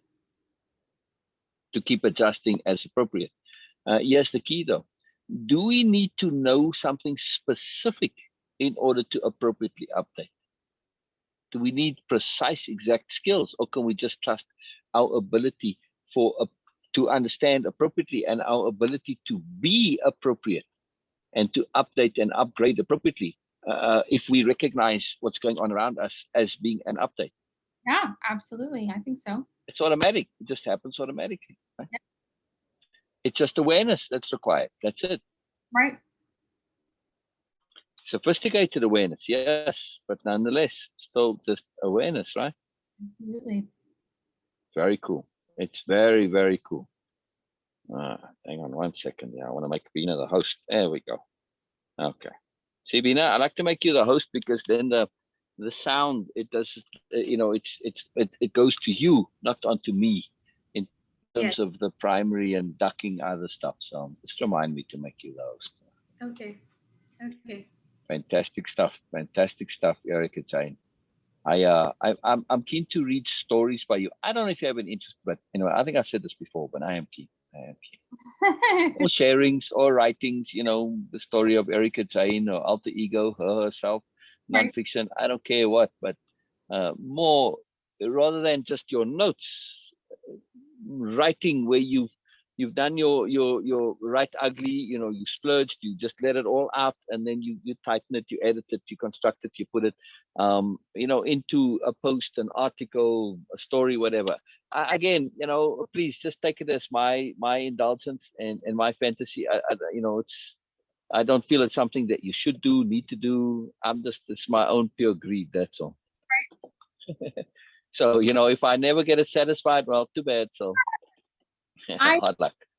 I'm definitely interested in trying to conceptualize some of the things that I've been learning about in sort of an imaginative form. But there you go. We'll see when that. Right. Now, here's the thing: it's apple and cheese, or horse before the cart, or whatever, right? That if you do the writing, it will greatly facilitate your conceptualizing. If you wait, you might never realize how easy it was. Right. The first couple of times it's going to be a bit, always you stumble in the dark on those first few steps, and then the light goes on, and that's it. So doing it will just, you'll find yourself being able to conceptualize no problem. You already do have this, so it's going to be a slam dunk, but you just got to do it, that's all. But you have that motivation. That's why I got all excited. I said, there it is. Erica-Jayne has a motivation. If you use writing to refine your ability to conceptualize, not to write once you've refined your ability to conceptualize, but do it in reverse, you'll be astonished at how quickly that happens. Writing is a self-upgrading activity. Yeah. It's hard to write badly. Try it. Try and write some real bad stuff. Really try and write dreadfully. Really try. I'm really serious. You won't be able to. You won't be able to write like a first grader, or somebody who's just clueless and doesn't know. You can't do it. You can't write like an idiot. It's really, really hard. Very, very difficult. Yeah, it's amazing. It's amazing. So yeah, so just the thing is self-curative, really. Right. When you write, you'll see your ability to conceptualize comes automatically. Just got to do it. That's all. Yeah, write ugly, edit pretty. You'll be astonished what comes out. You'll be astonished what comes out. And I am keen. I am very keen. I think it would be just from a self-reflective point of view, to see what you do from, yes, it's in your notes, but all you basically got to take your notes and just storyfy them, postify them, articleize them. And some of your notes, I feel you have very little that need doing. It's already there, probably word for word, actually. Yeah, you're just putting it in context, you're just binding it together, giving it a title.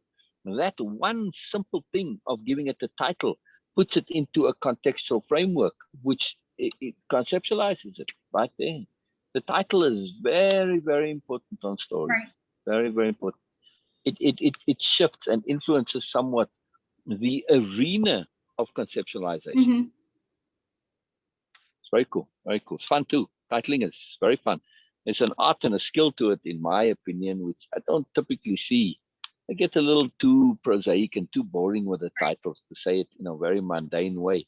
You need to have the title stretch your imagination a little bit. When you get to the end, I get it now. I see the moreness now. The title connects you to an ineffability, and there's an art to that, right? So the title really becomes a bit of concise poetry. If you think about it. Now, very, very particular skill. Al Jones gets on very, very, very on his high horse about titling. I read you the Jones story about him saying, with the hierarchy of writers on earth, and he's disgusted that, poets and novel, literary fiction is at the top of the heap. He says, yeah, very much. Yes, he loves raspberries and snorts. He says, no, report writers are at the pinnacle of this. Because, well, it's a long story. I thought we read it together, but it was you and I, right, Beena?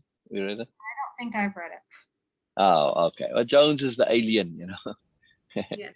He's a bureaucrat. And he goes on about, because he's saying, reports, come on. People live and die by reports, and you have to write your report. And he goes into the detail and nuance. This will be a long story if I explain all of it. But the same thing, he goes on about titles and how important they are and how people miss the boat. He's quite the character, Jones is. Jones is a plural, by the way, not a singular. It's got multiple brains and multiple sexes. Yeah, he's an alien. He gets downloaded into humans, to come and essentially spy on humans to see if they will edible. Interesting. Yeah. So when he first comes, he joins a writers group because he's struggling to walk in the body and all of this stuff, and so he just how's the best way he can blend in. So he looks and researches, and he comes across this writers group, and it's writers apostrophe at the end of the writers then group.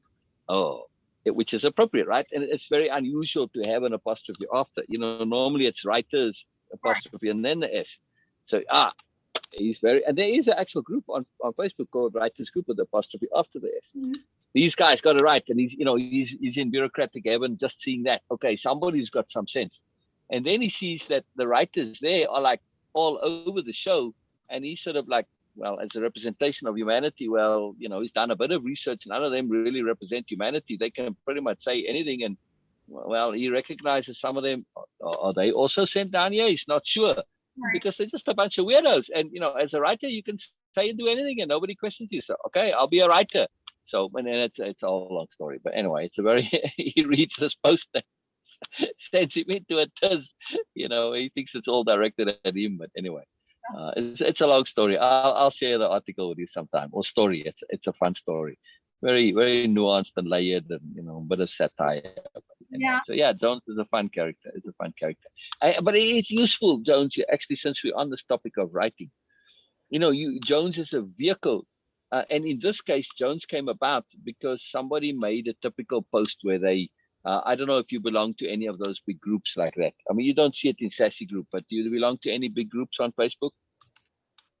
Where somebody is inevitably lamenting stupidity in a group, or, complaining about people being, childish or immature or uneducated or whatever. You seen posts like that or no? So okay. So anyway, so this one guy, he makes this post. And everybody's jumping on the bandwagon to, say, come on, if you don't like it, why are you in the group and blah, blah. So I look at this, and it's a huge group. I think they got, at that time, I think they had like 120,000 or 140,000 members, something like that. It's a really big group. So I said, instead of responding in a typical way, I'm going to use it as a writing prompt, as it were. Mm-hmm. And the objective, so I lay it out in the article, a whole bunch of objectives. To say, let me see if I can come at this differently. Let me see if I can achieve the objective of telling this guy is a doofus, but making him enjoy it. Right. Which is exactly what happened, actually. I mean, he did enjoy the post, even though I'm telling him he's a complete idiot, in the post, but in a nice, subtle, roundabout way. And I made the entertaining story out of it. And it goes into more than just, kind of ripping him off, essentially, because Jones responds to it as an alien, and he tries to decipher this post, which was poorly written with typos and stuff like that. And of course, he takes it all literally, and it just gets him to come out to an entirely different conclusion than what the original intent was.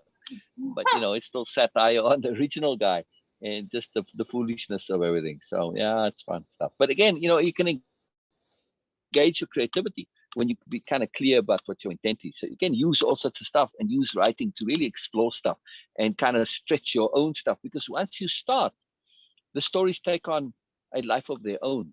Mm-hmm. And that's where the magic happens. So you just have to get the process started, then you have to flesh it out and finish it, and you have that thoroughness. And when you do that, it leads you in directions that you didn't always anticipate. It's very cool. Very, very cool. It's fun. So where?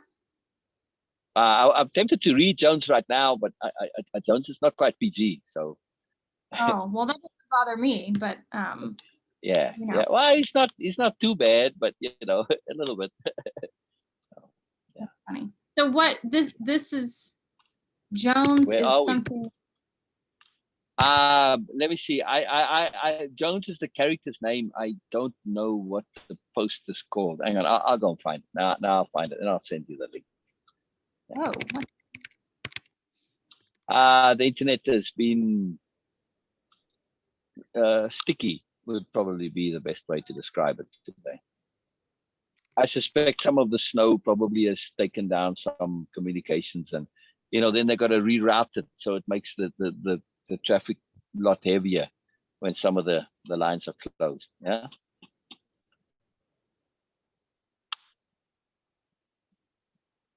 Whoops, lost you. Oh yeah. There we go. Oh.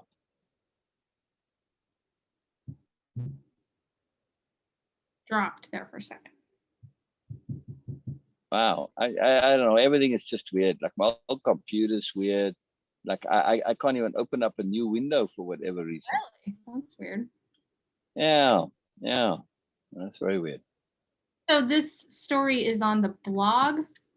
It's on my SilSebastian.blogspot. Yeah. And I imagine if you do Jones Jones apostrophe, you'll pick it up. But it's not. I don't save it to the Nobilia blog because I have the two. You know, I had the one originally and then made Nobilia, and then I started sharing the articles there as well. So I'm backlogged. I've got hundreds of articles on that blog, and I have to still share them across. You know, I might just at some point import the whole blog because you can do that. So if you pull it up and you type in Jones apostrophe, what do you get? Don't hit enter. With mine as well. Oh wow, that's interesting. It's not loading. Yeah, I can't even. I click on new Chrome and nothing happens. It's fascinating. Oh. Yeah, likely I'm gonna get like 3 or 4 blank windows in a while.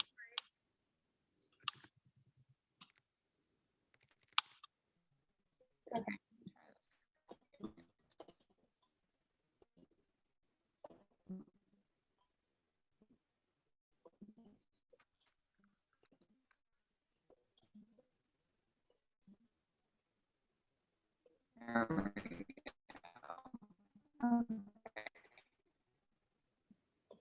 There we go. That's looking. Only gives you the. Can you screen share? Yeah, here.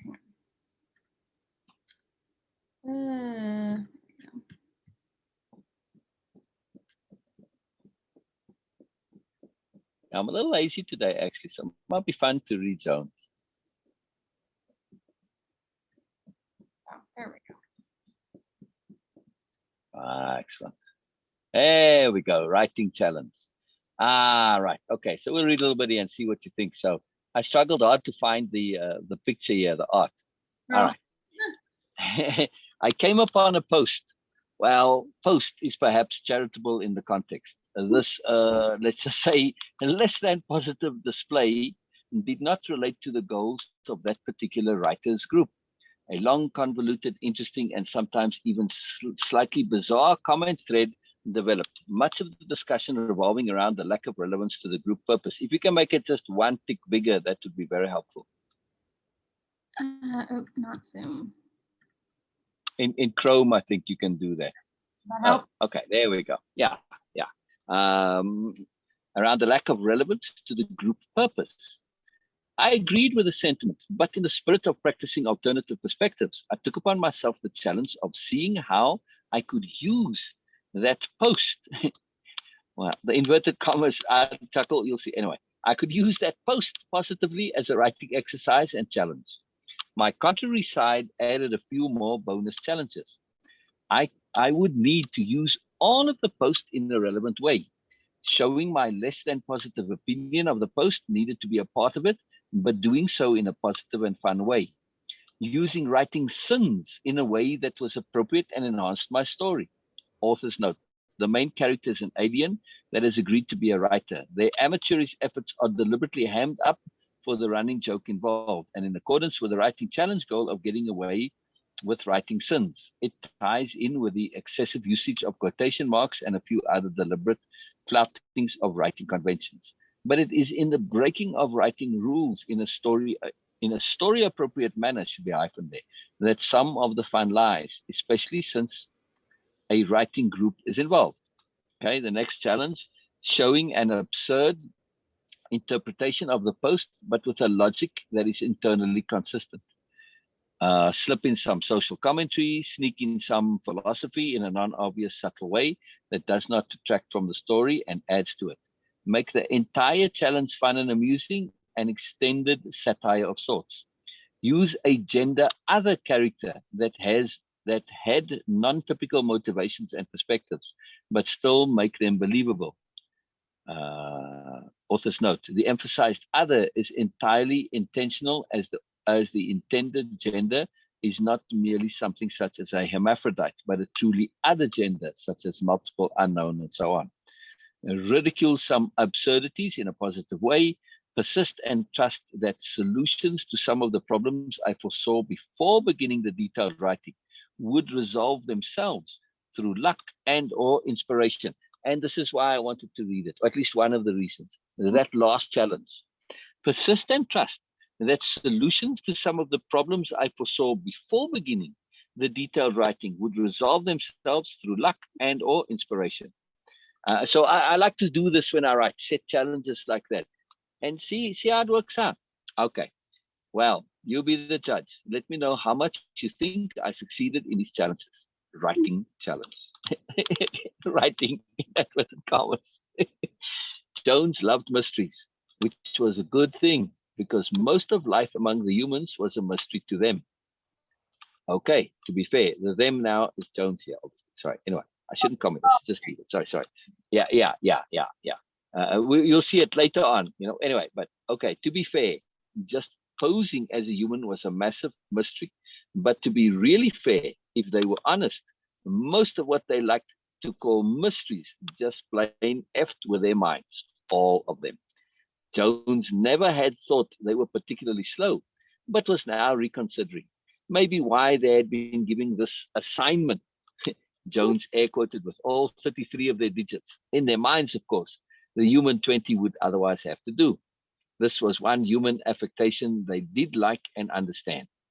After Jones's initial report and the abject incomprehensibility, never mind extending his sentence, to this marvelous mystery planet. His sentence, yeah. I didn't catch my own joke there. His sentence to this marvelous mystery planet. Jones had been given the suggestion of being a writer. It seems writers could get away with all sorts of otherwise peculiar, even untoward or unsocial behavior. If they had weird ideas, this was a boon. Also, Jones could stay safely ensconced in their dwelling, engaging electronically. Though through this format, they could even tell people they were an alien, and it mattered not a bit. Jones had researched what they were expected to do as a writer, and thus joining some writers group on the currently most popular self-aggrandizement platform. Yeah, that's Jones's terminology for Facebook, right? The most popular self-aggrandizement platform, because it's a real group on Facebook. Anyway, Jones, and this was I posted this in that group as a response to that post. Jones's mystery today was figuring out exactly what a F-tard was. As it easily enough, it was a counter self-aggrandizing term. Understanding this mystery, Jones hoped, would help them in their larger puzzle, motivations. If they'd heard it once, they'd heard it more times than cliche. Understand motivations, understand humans. Then we'll know why we can eat them. Okay, that last part was all Jones. But really, the latest Mind F mystery was a post in one of the writers' group. Jones reread the post. If the people in this group can't lighten up and not run to admin over an article they believe doesn't have anything to do with writing, then you'll just stay on the Writers Fight Club and leave this pathetic group of sensitive pussies. Everything has to do with writing. If you can't see the value of both sides of an argument and see past your opinion, really see past your preconceived ideas, how are you ever going to write a convincing or three-dimensional antagonist? Really? Maybe you could all try turning these threads you dislike into writing threads. Be constructive and ask the OP a good question, or at least don't just get tattle. This is one of the worst things someone can be. Mystery. Ha! Jones emphasized the extremity of their perception with triple air quotes. When in doubt, fall back to your training. When in doubt, fall back to your training. Jones sighed. Something else the humans had gifted him. They sighed. It seemed more than they breathed. Thanks, waterbags. Their training said to go through a mystery one step at a time. Dissect each segment individually. This raised pleasing image in at least 70% of Jones's mind. Okay, on to figuring out the fart bit. Jones typoed. First bit. But decided to leave it. His subconscious contribution was more appropriate. Breaking this confoundation into the first seemingly coherent, yes, with an A portion, coherent. First seemingly coherent, yes, with an A portion. Jones analyzed. If the people in this group can't lighten up, The obsession with superficial racial characteristics confused Jones. Yes, it seemed to be somewhat of an issue for some, but this just did not make particular sense in the context. Jones had low expectations of this particular writing contribution. They had researched Lighten Up, and indeed, as they suspected, one could lighten one's color. They had researched iconic and influential figures as one of their first projects, and one such famous individual, a king no less, had done exactly this.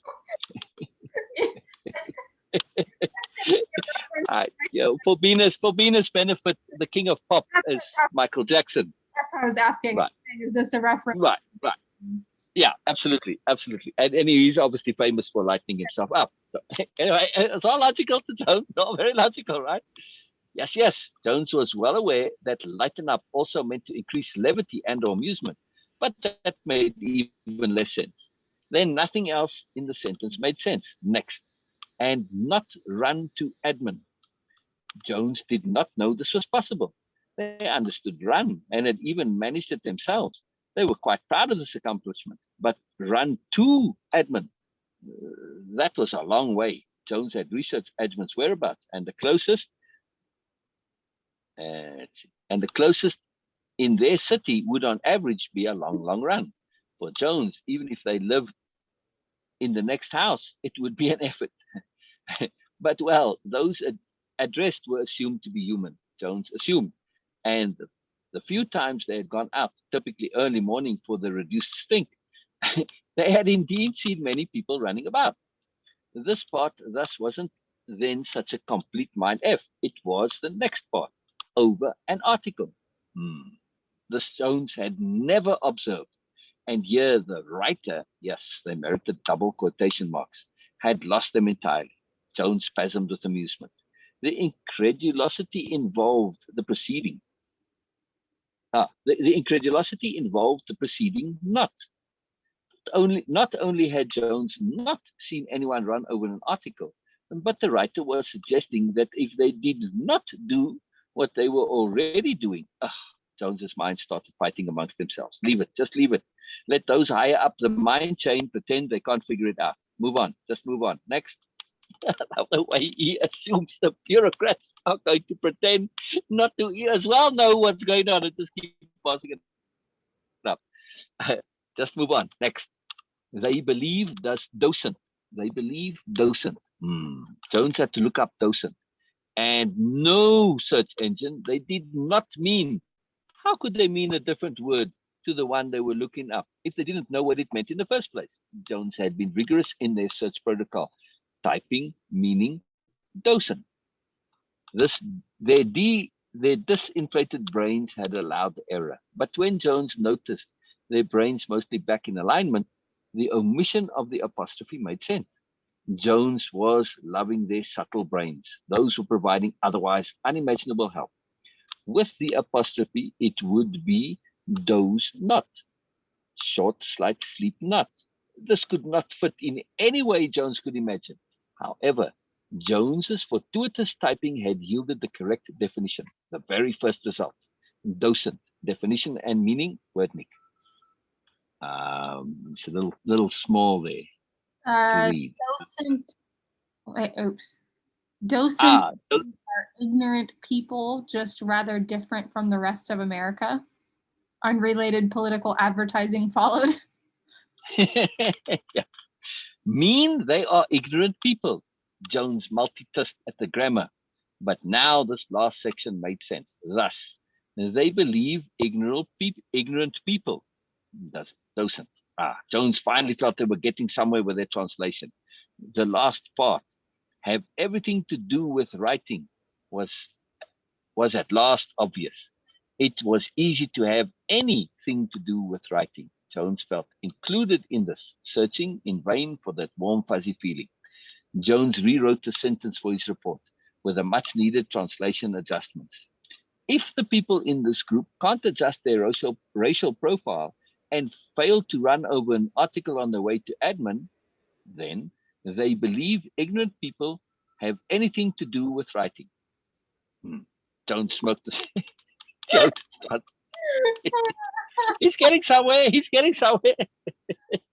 Jones smirked with satisfaction. An unconscious habit they had already picked up in a short time on planet. Full immersion into the super popular self-promotion addiction site had affected them more than they realized. Remember, one of my challenges was a bit of the satire, right? They Yes. expected some madness as a side effect of understanding, but oh, that was cool. They expected some madness as a side effect of understanding, but content. Jones's courage returned to undertake the second sentence. Section 1. Then ill. Who was ill? Well, all of them evidently. Joel scolded their minds. Focus. Okay. So person or persons were ill at some undetermined time. Next. Then ill just stay. A rather uncharitable sentiment. But well, humans. At least it was comprehensible, if reprehensible. Jones's optimism peeked shyly out from one of their nether brains. Then ill just stay on the Writers' Fight Club, but promptly fled in terror at the next. Jones didn't need to research Fight Club. It had by chance been one of the pre-mission study videos.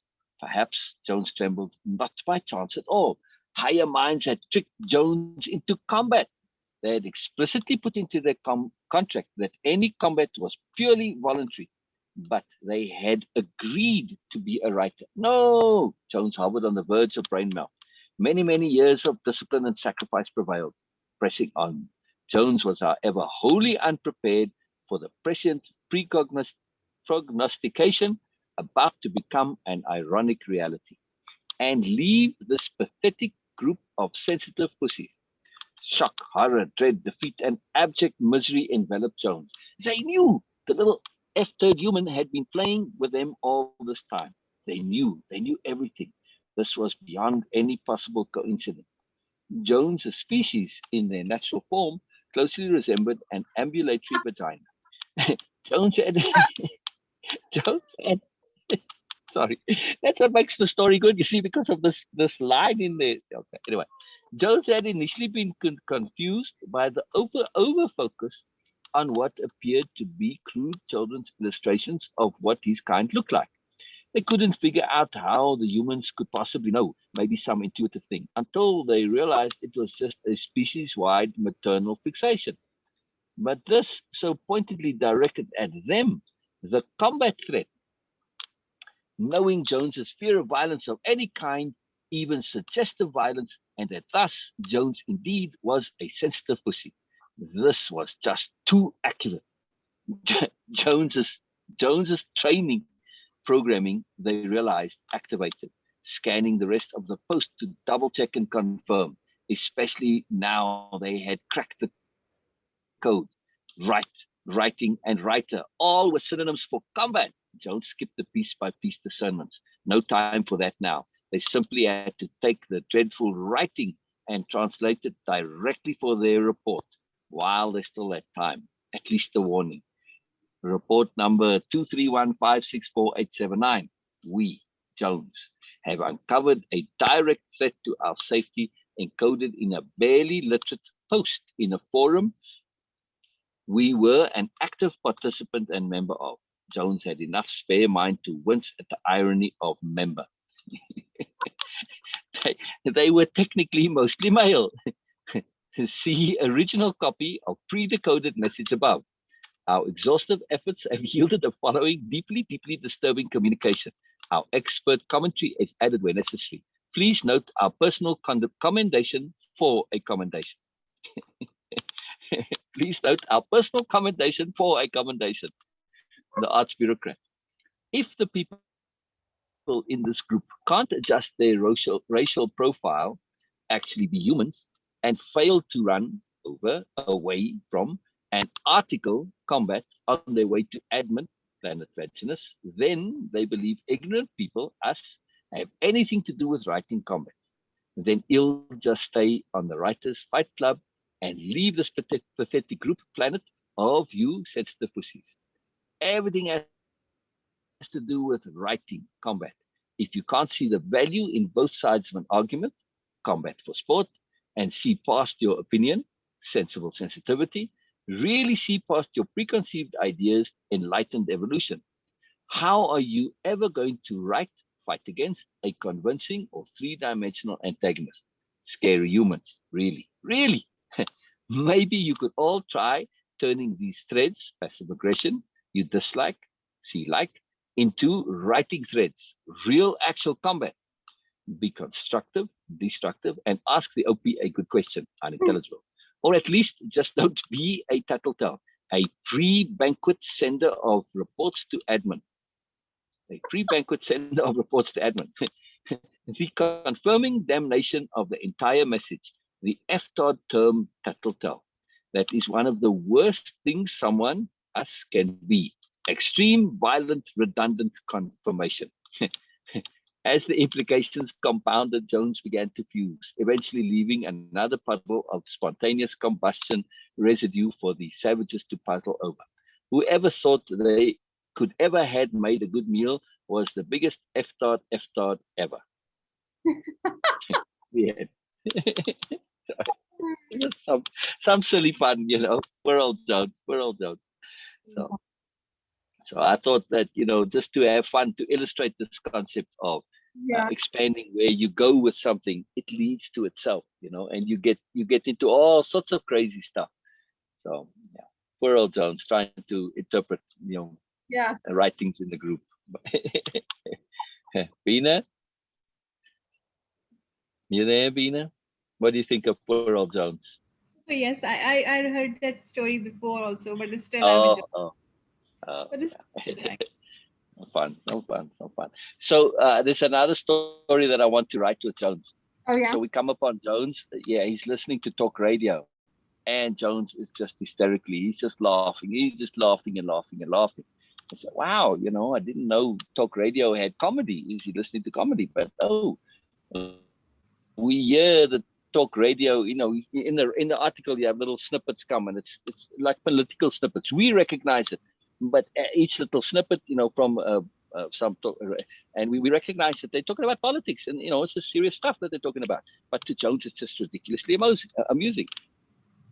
And Jones goes on about just the genius of the satire, how the satirist is playing his audience for complete fools. He's making, he sounds so serious. And every time you take a line and Jones says, but he makes it sound so real. He really sounds so intent on this, like he absolutely believes this complete hogwash and rubbish. And so you go through Jones's whole litany of where he completely rips apart what the talk radio host is saying, but Jones thinks it's funny because he's taking it as genius. He just thinks this guy's genius. He's just an absolute mad genius, crazy, and he's such a genius that his audience don't realize that he's mocking them. Right. And then as we go through, we realize it's actually Rush Limbaugh that he's listening to. I was gonna say, it sounds like that would be an interesting interpretation of Trump, Jones's views of Trump too.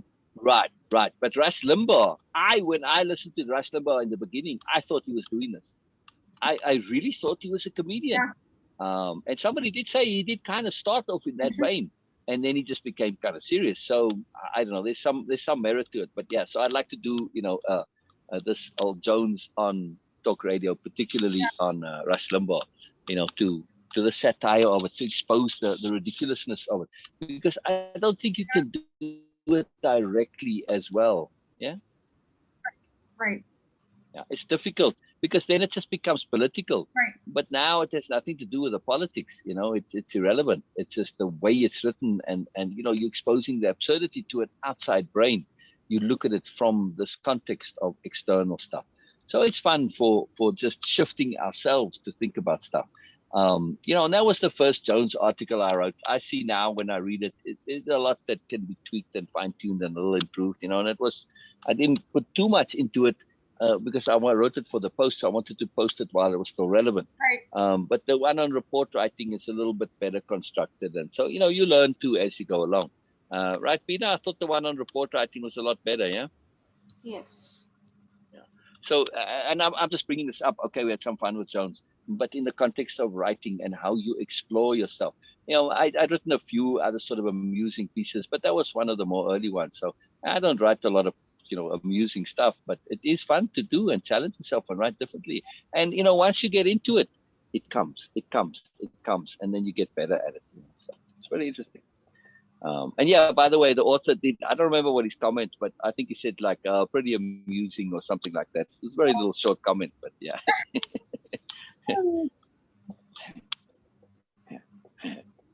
It's fun. But again, invent characters that you can have fun with and you can go somewhere with, same with like Biella, Biella to me I just absolutely love Biella, and she's really grown into something really special, and I can now start, I can switch, I can say, okay, how would Biella say that?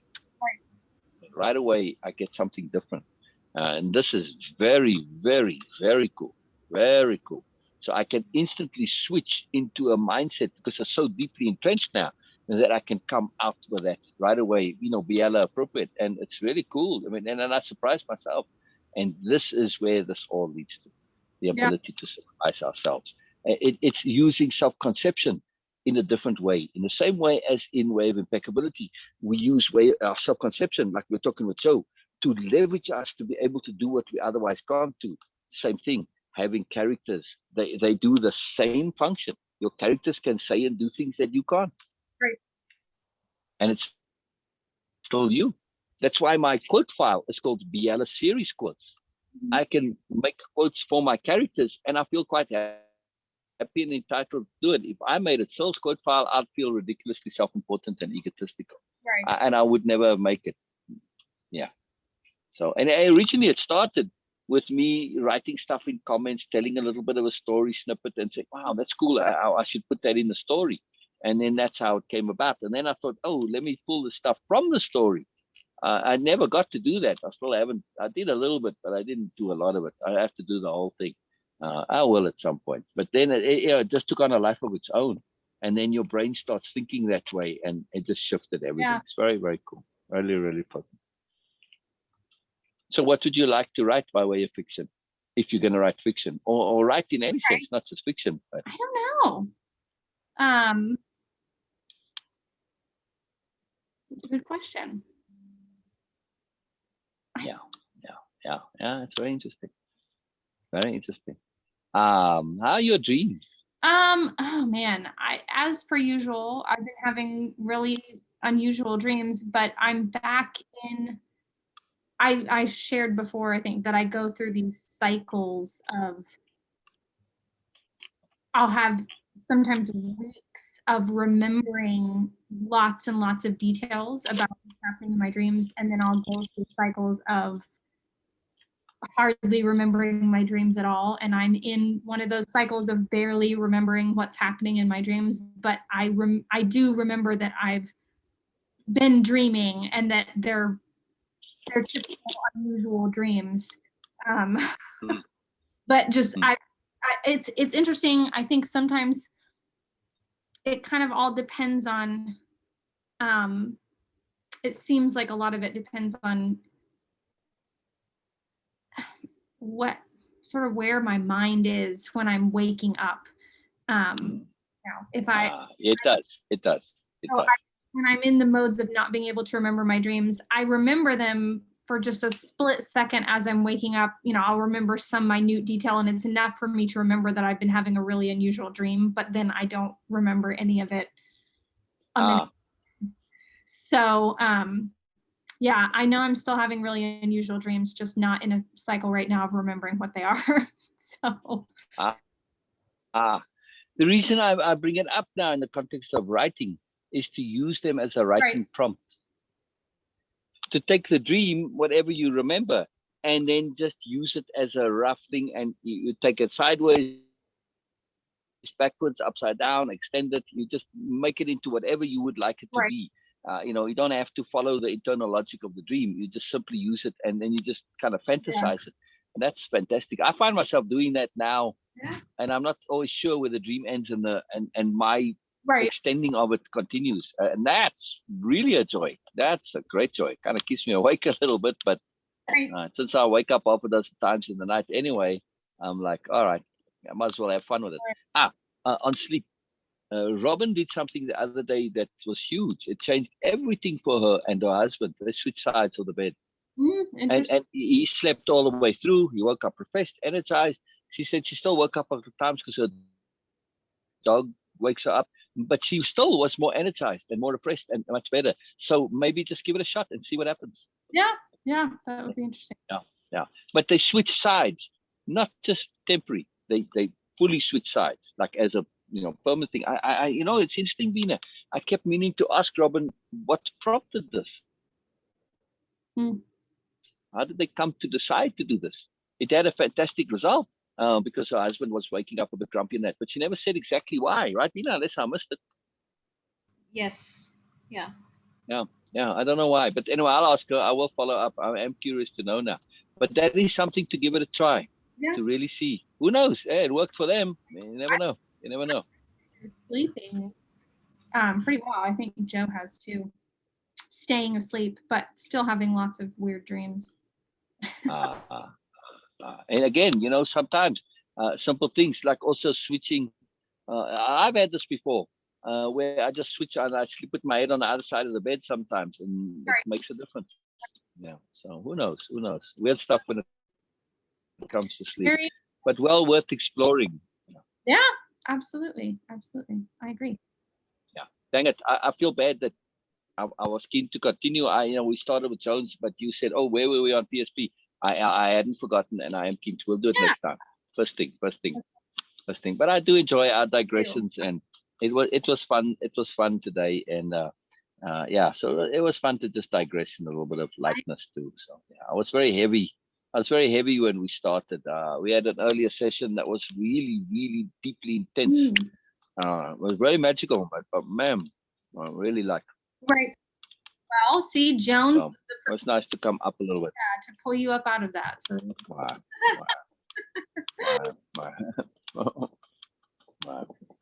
It's cool. Well, so I'm keen to hear. I suspect, I suspect Erica-Jayne, really I do, that when we hear your writings, we are going to be surprised by many things that we didn't really, or most people would have. Really, Erica-Jayne, you wrote this? This I would put money on it. Well, I'll put money on it. I don't often make predictions, but when I do, there's very high probability. Otherwise, I wouldn't make them, at least in my estimation. I really, really feel that there's like sides that we don't see to Erica-Jayne that could find expression. I really feel there are, for sure. There's a lot of sides to me I don't see. I know. Why? And that's why, it's always multi-layers to everything. So I was kind of happy to read Jones. Because Jones is satire, Jones is a bit naughty, Jones pushes the boundaries. Okay, I've written other stories that are a little bit naughtier than that, quite a bit actually. But the poor guy with the mice. But anyway, the hamsters and gerbils. I'll read that one to you sometimes. But I suspect that this, kind of in terms of just, looking at things from a different angle. And coming at things, writing from a different context, a different environment, and so on.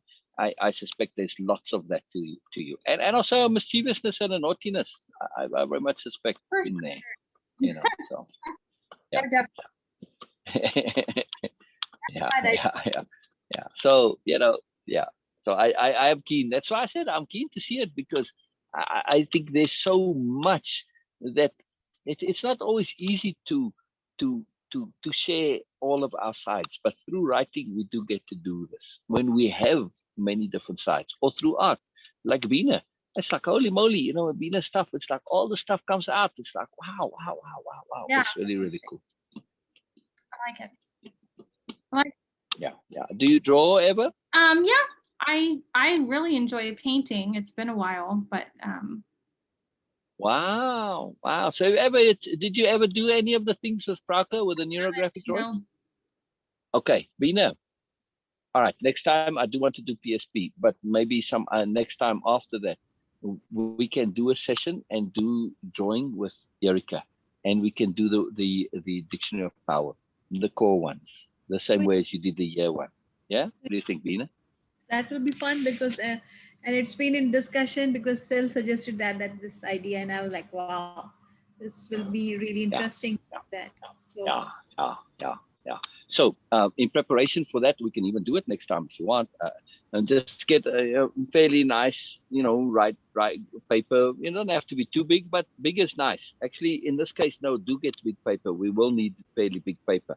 Like 8.5 by 11 will not be enough. You probably need 3 or 4 times that size. Really nice, big, like poster size paper. And then whatever your drawing, painting medium is, it don't matter. I would imagine if you're actually painting with like pastels or oil or watercolors coming, and this might be tricky. So initially, crayons or pencils or something of that nature would be better, just to start with. And then you can paint over that, obviously, just use it as a template. But definitely color. We can't do without color. Sorry, I'm not a great fan of black and white. So, a box of pencils, box of crayons, whatever. Pastels. Beena is like chalk pastels, which is really weird. I had no idea you could get such a thing. Chalk pastel. We had a whole long, great big discussion about this, talk about getting really bureaucratic. Jones came into it, and Jones had a big discussion. They said, no, it cannot be chalk and pastel. Somebody's got to have something wrong here. But lo and behold, so anyway. So poor Jones, he got really just, humans again. Whoever thought they were edible? Nope.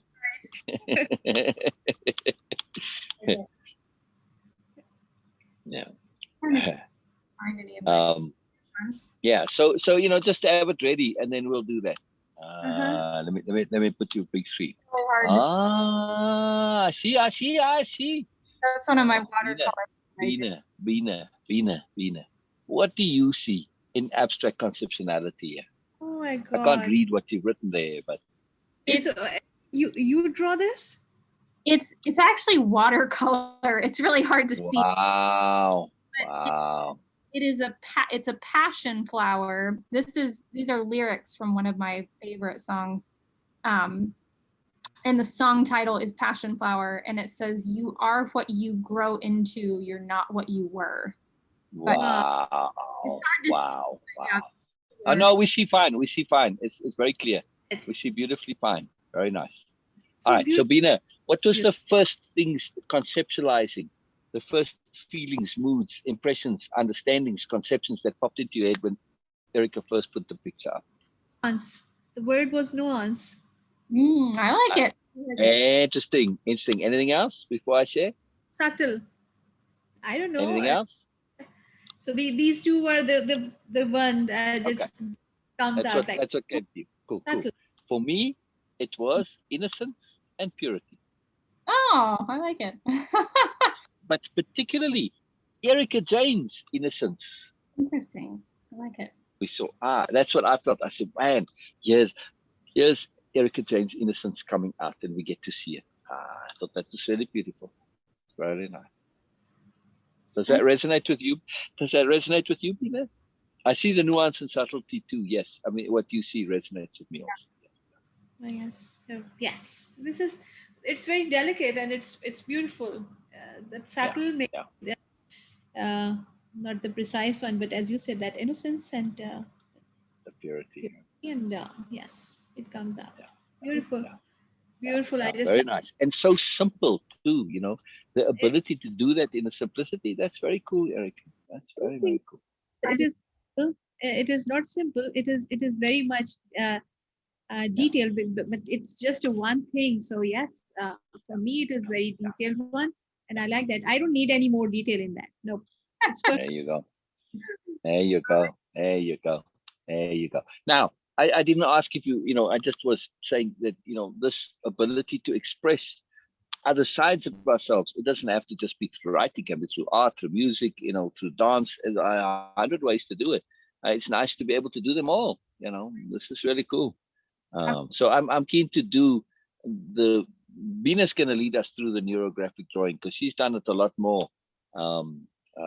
It's a different experience for me than it is for Beena and for most of them. And we're going to customize it for ourselves also. We're going to do, what are we going to call it, Beena? Intuitive drawing? Yes, it's better to say that because... right brain drawing, how about that? Yes, right brain. There you go. So, I'm very left brain. So I do have a right brain side, but not when it comes to drawing. Right. So I've got to run because I've got to go clean up a giant mess that I left before Joe gets there. But I sent you guys a link to a video in chat so that if you have time, you should check out. That is a video of John Gom playing the song Passion Flower, which is what inspired my painting. And so he is a percussive guitarist that does a lot of detuning in his playing. So he uses banjo tuning pegs to detune his strings as he's playing, and that changes the pitch. Wow. Seeing him play, and he has a beautiful voice. Listening to him play, watching him play is an entire experience. That video is like 7 minutes long, so it's kind of long, but the song is an absolutely beautiful song, but watching him play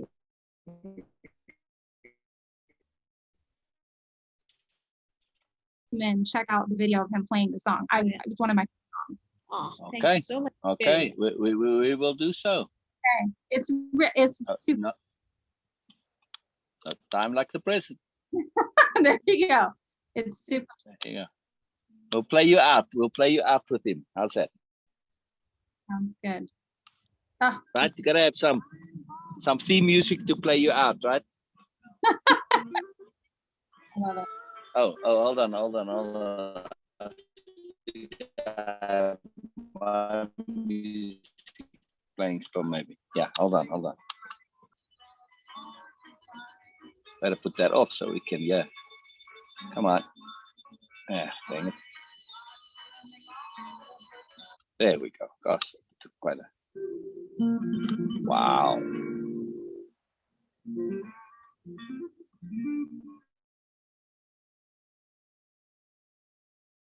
Place. His face. I can't see him playing anymore.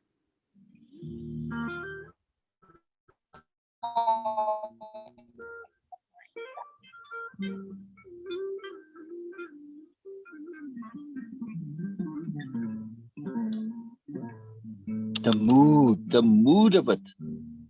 Not the physical dexterity, but the mood for me. Sorry.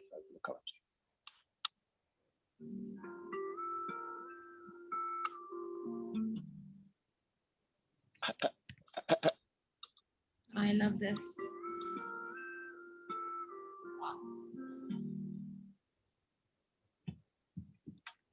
Okay, I guess Erica has to go, and she's saying that Quality. It's sorry. It's fantastic. Bring it back to the foreground. There we go.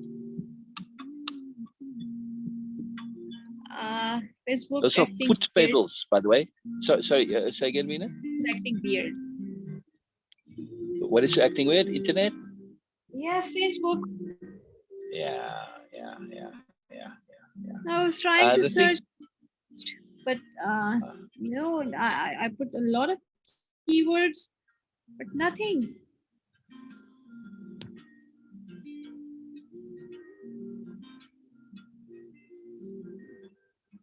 See, this is a guy not playing. He's technically proficient, yes, but he is playing what he's feeling, and this is what makes it profound.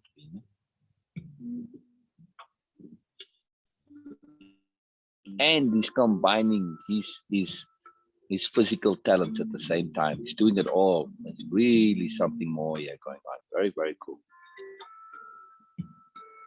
Deep genius involved. But he's feeling. That's yes. Yes.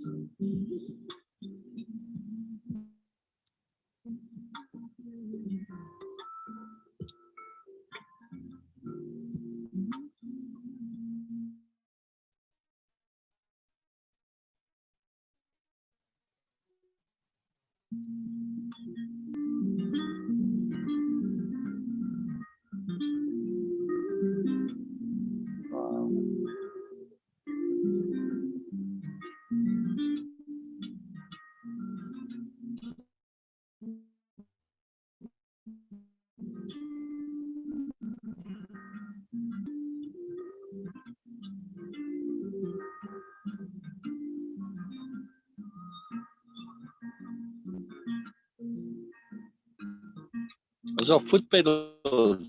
You see that? Yeah. Change things. A lot of foot pedals.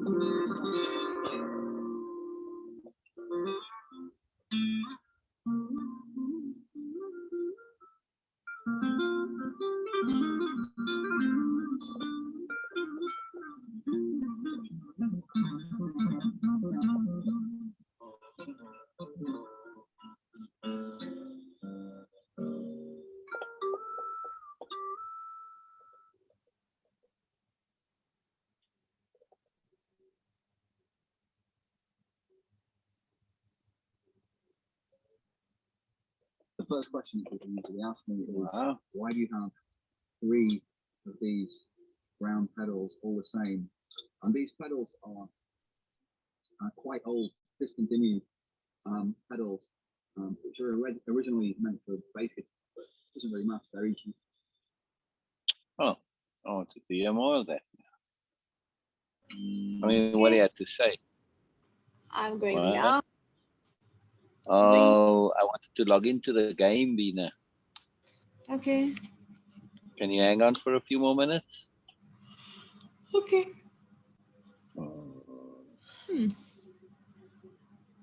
Okay. Franca sent me a message. Let me do a stop